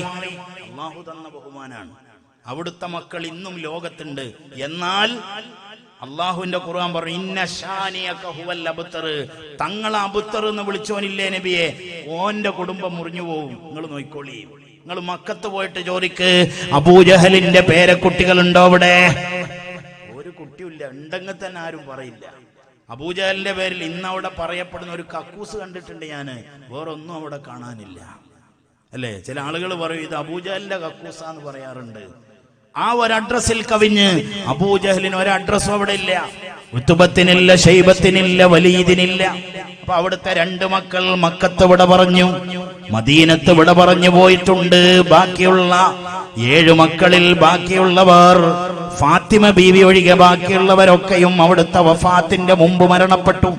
സൈനബ മോള് മരിച്ചു, റുഖിയ മരിച്ചു, ഉമ്മു കുൽസൂം മരിച്ചു, ഇബ്രാഹിം എന്ന് പറയുന്ന ഒരു മോനുണ്ടായിരുന്നു. 4 ആള് ജന്നത്തുൽ ബഖയിലുണ്ട്. അപ്പൊ ആ ജന്നത്തുൽ ബഖി സിയാറത്ത് ചെയ്തു. സിയാറത്തൊക്കെ ചെയ്തിട്ട് തന്റെ വേലക്കാരനായ അബൂ മുവൈഹിബയെ വിളിച്ചിട്ട് പറഞ്ഞു, മോനെ അബൂ മുവൈഹിബ, ഇന്നി ഖദ് ഊതീതു ബി മഫാത്തിഹ ഖസാഇനി ദുനിയ. ഈ ഭൗതിക ലോകത്തിന്റെ സർവ്വ ഖജനാവുകളുടെയും താക്കോൽ എനിക്ക് തന്നു. ഈ ദുനിയാവിൽ കാലാകാലം ജീവിക്കാനുള്ള അവസരവും എനിക്ക് തന്നു.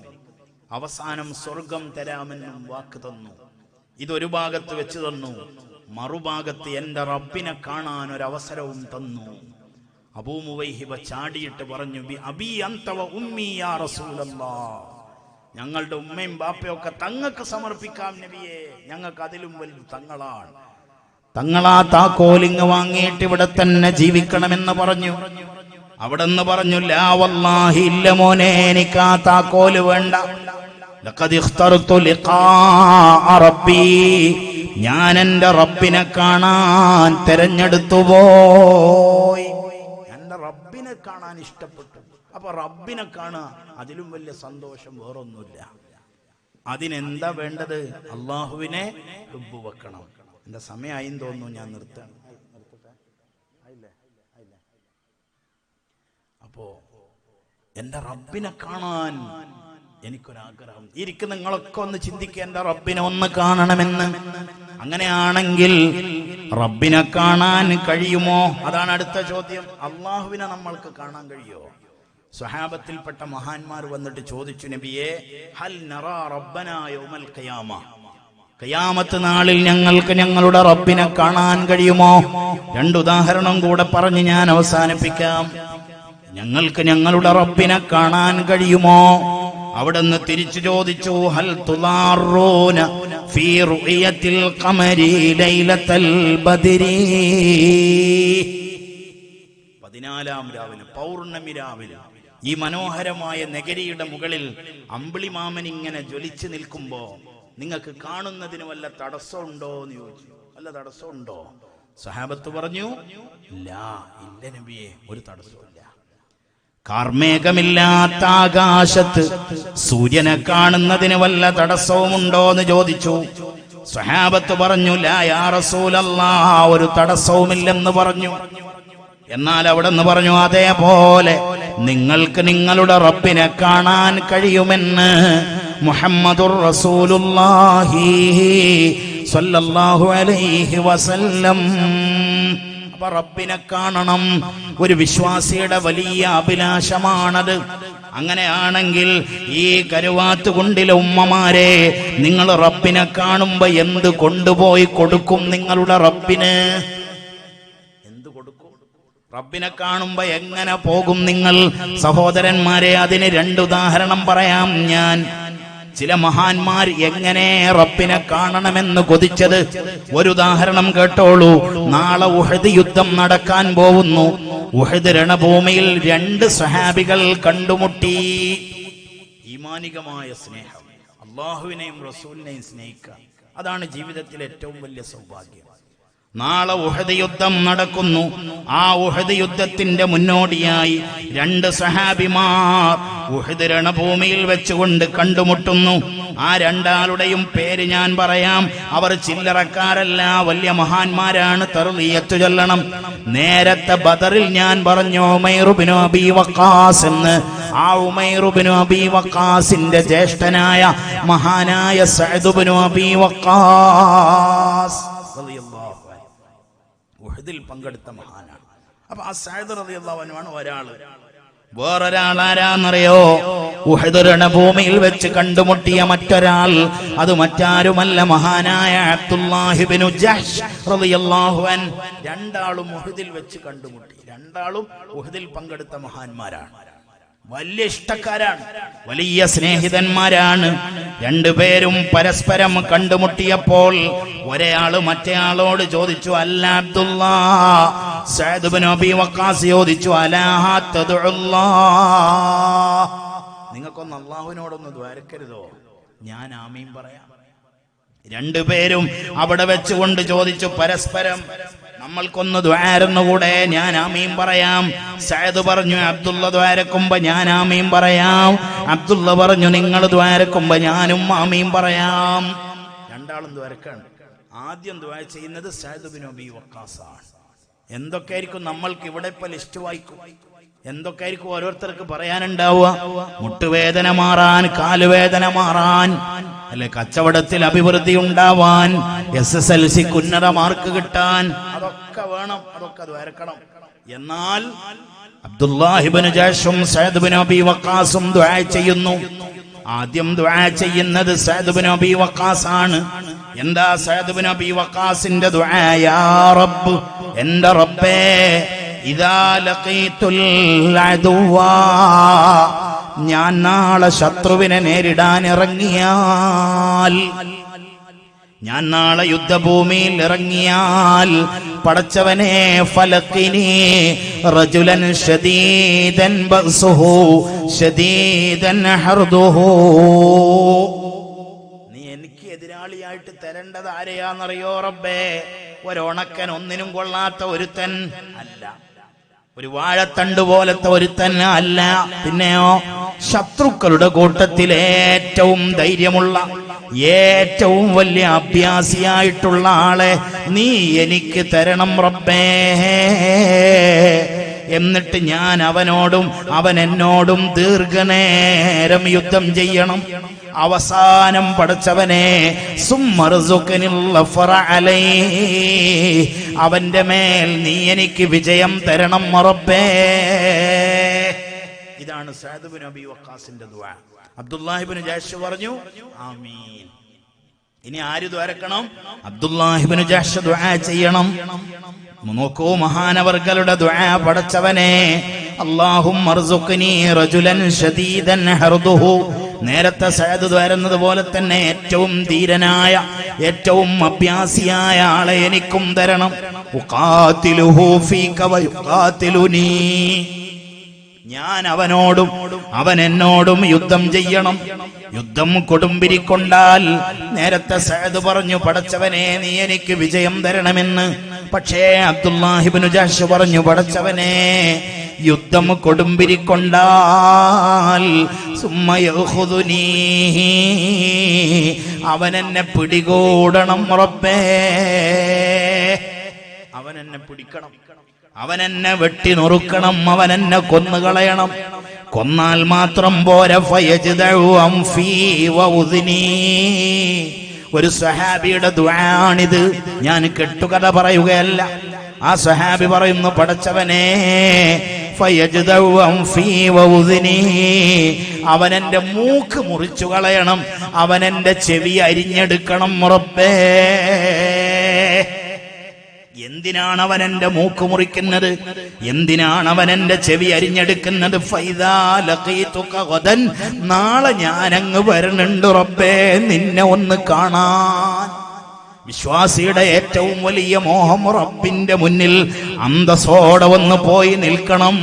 അപ്പൊ അബ്ദുല്ലാഹി ഇബ്നു ജഹ്ഷ് പറയാണ്, ഫൈദാ ലഖീതുക ഗദൻ, നാളെ ഞാൻ നിന്നെ കാണാൻ നിന്റെ മുന്നിൽ വന്നങ്ങ് നിൽക്കുമ്പോൾ പടച്ചവനെ, ഞാൻ നിന്നെയാണ് മഹബത്ത് വെച്ചത്, ഞാൻ ആരാധിച്ചത് നിന്നെയാണ്. എനിക്ക് ഒരു ഫാൻ അസോസിയേഷനിലും ഞാൻ മെമ്പറല്ല, ഞാൻ ആരാധിക്കുന്നത് നിന്നെയാണെന്ന് പറയാൻ എൻ്റെ മോനെ നമ്മൾക്ക് കഴിയണം. അല്ലാത്തിടത്തോളം കാര്യം കുറച്ച് വിഷമം തന്നെ ആയിരിക്കും. അബ്ദുല്ലാഹിബ്നു ജഹ്ശ് പറയുന്നു, റബ്ബേ നീ എന്നോട് ചോദിക്കണം, മൻ ജദഅ അൻഫക വ ഉദ്നക യാ അബ്ദുല്ലാഹ്, ആരാ അബ്ദുല്ലാ നിന്റെ മൂക്ക് ചെത്തിക്കളഞ്ഞത്, ആരാ നിന്റെ ചെവി മുറിച്ചു കളഞ്ഞതെന്ന് നാളെ നീ എന്നോട് ചോദിക്കണം. ഫഅഖൂലു, അപ്പൊ ഞാൻ പറയും, ഫീക വ ഫീ റസൂലിക്, ഇത് നിനക്കും നിന്റെ റസൂലിനും വേണ്ടി കൊടുത്തതാണ് റബ്ബേ എന്നെനിക്ക് നാളെ പറയണം. അപ്പൊ നീ എന്നോട് പറയും സ്വദഖത, സത്യമാണെന്ന് നീ എന്നോട് പറയണം. ഇതാണ് അബ്ദുല്ലാഹിബ്നു ജഹ്ശിന്റെ ദുആ. അബ്ദുല്ലാഹിബ്നു ജഹ്ശ് സഅദിനോട് പറഞ്ഞു, ഖുൽ ആമീൻ, ആമീൻ പറ. ഞാൻ നേരത്തെ ദ്വാരുന്നപ്പോ നിങ്ങൾ ദ്വാരുന്നപ്പോ ഞാൻ ആമീൻ പറഞ്ഞിട്ടുണ്ട്, ഇപ്പൊ ഞാൻ ദ്വാരക്കുന്നു, നിങ്ങൾ ആമീൻ പറ. സഅദ് ഇബ്നു അബീ വഖാസിന്റെ കൈകൾ വിറച്ചു, ചുണ്ടുകൾ വിറച്ചു, കണ്ണിൽ നിന്ന് വെള്ളമൊഴുകി, കൽബ് പതറി. എന്റെ കൂട്ടുകാരൻ എന്ത് ദുആ ആണ് നടത്തിയത്, ഞാൻ എങ്ങനെ ആമീൻ പറയും? അബ്ദുല്ലാഹിബ്നു ജഹ്ശ് നിർബന്ധം പിടിച്ചു, ഖുൽ ആമീൻ, ഖുൽ ആമീൻ, ആമീൻ പറ. അവസാനം സഅദ് ഇബ്നു അബീ വഖാസ് വിറക്കുന്ന കൈയോടെ പറഞ്ഞു, ആമീൻ. പിറ്റേന്ന് യുദ്ധം കഴിഞ്ഞു. യുദ്ധം കഴിഞ്ഞ ഉടനെ തന്നെ നോക്കി സഅദ് ഇബ്നു അബീ വഖാസ്, എന്റെ കൂട്ടുകാരൻ എവിടെ? ഇന്നലെ ഒരു ദുആ നടത്തിയിട്ടുണ്ടല്ലോ, 40 വയസ്സേ ഉള്ളൂ കേട്ടോ അബ്ദുല്ലാഹിബ്നു ജഹ്ശിന്. ആ അബ്ദുല്ലാഹിബ്നു ജഹ്ശിനെ നോക്കി നടക്കാൻ തുടങ്ങി സഅദ് ഇബ്നു അബീ വഖാസ് തങ്ങൾ. മഹാൻ പറയുന്നു, ലഖദ് റഅയ്തുഹു ആഖിറൻ നഹാർ, വൈകുന്നേരം വരെ ഞാൻ നോക്കി. അവസാനം സന്ധ്യയോടടുത്ത സമയത്ത് ഞാൻ അബ്ദുല്ലാഹിബ്നു ജഹ്ശിനെ കണ്ടു. എങ്ങനെ കണ്ടത്? ഒരു മരത്തിന്റെ തണലിൽ വെട്ടേറ്റ് ഷഹീദായി കിടക്കുന്നുണ്ട്. ശരീരം മുഴുവനും കീറി മുറിഞ്ഞു പോയിട്ടുണ്ട്. പക്ഷേ ഞാൻ നോക്കിയത് അതൊന്നുമല്ല. അബ്ദുല്ലാന്റെ മൂക്കിന് വല്ലതും പറ്റിയോ, ചെവിക്ക് വല്ലതും പറ്റിയോ?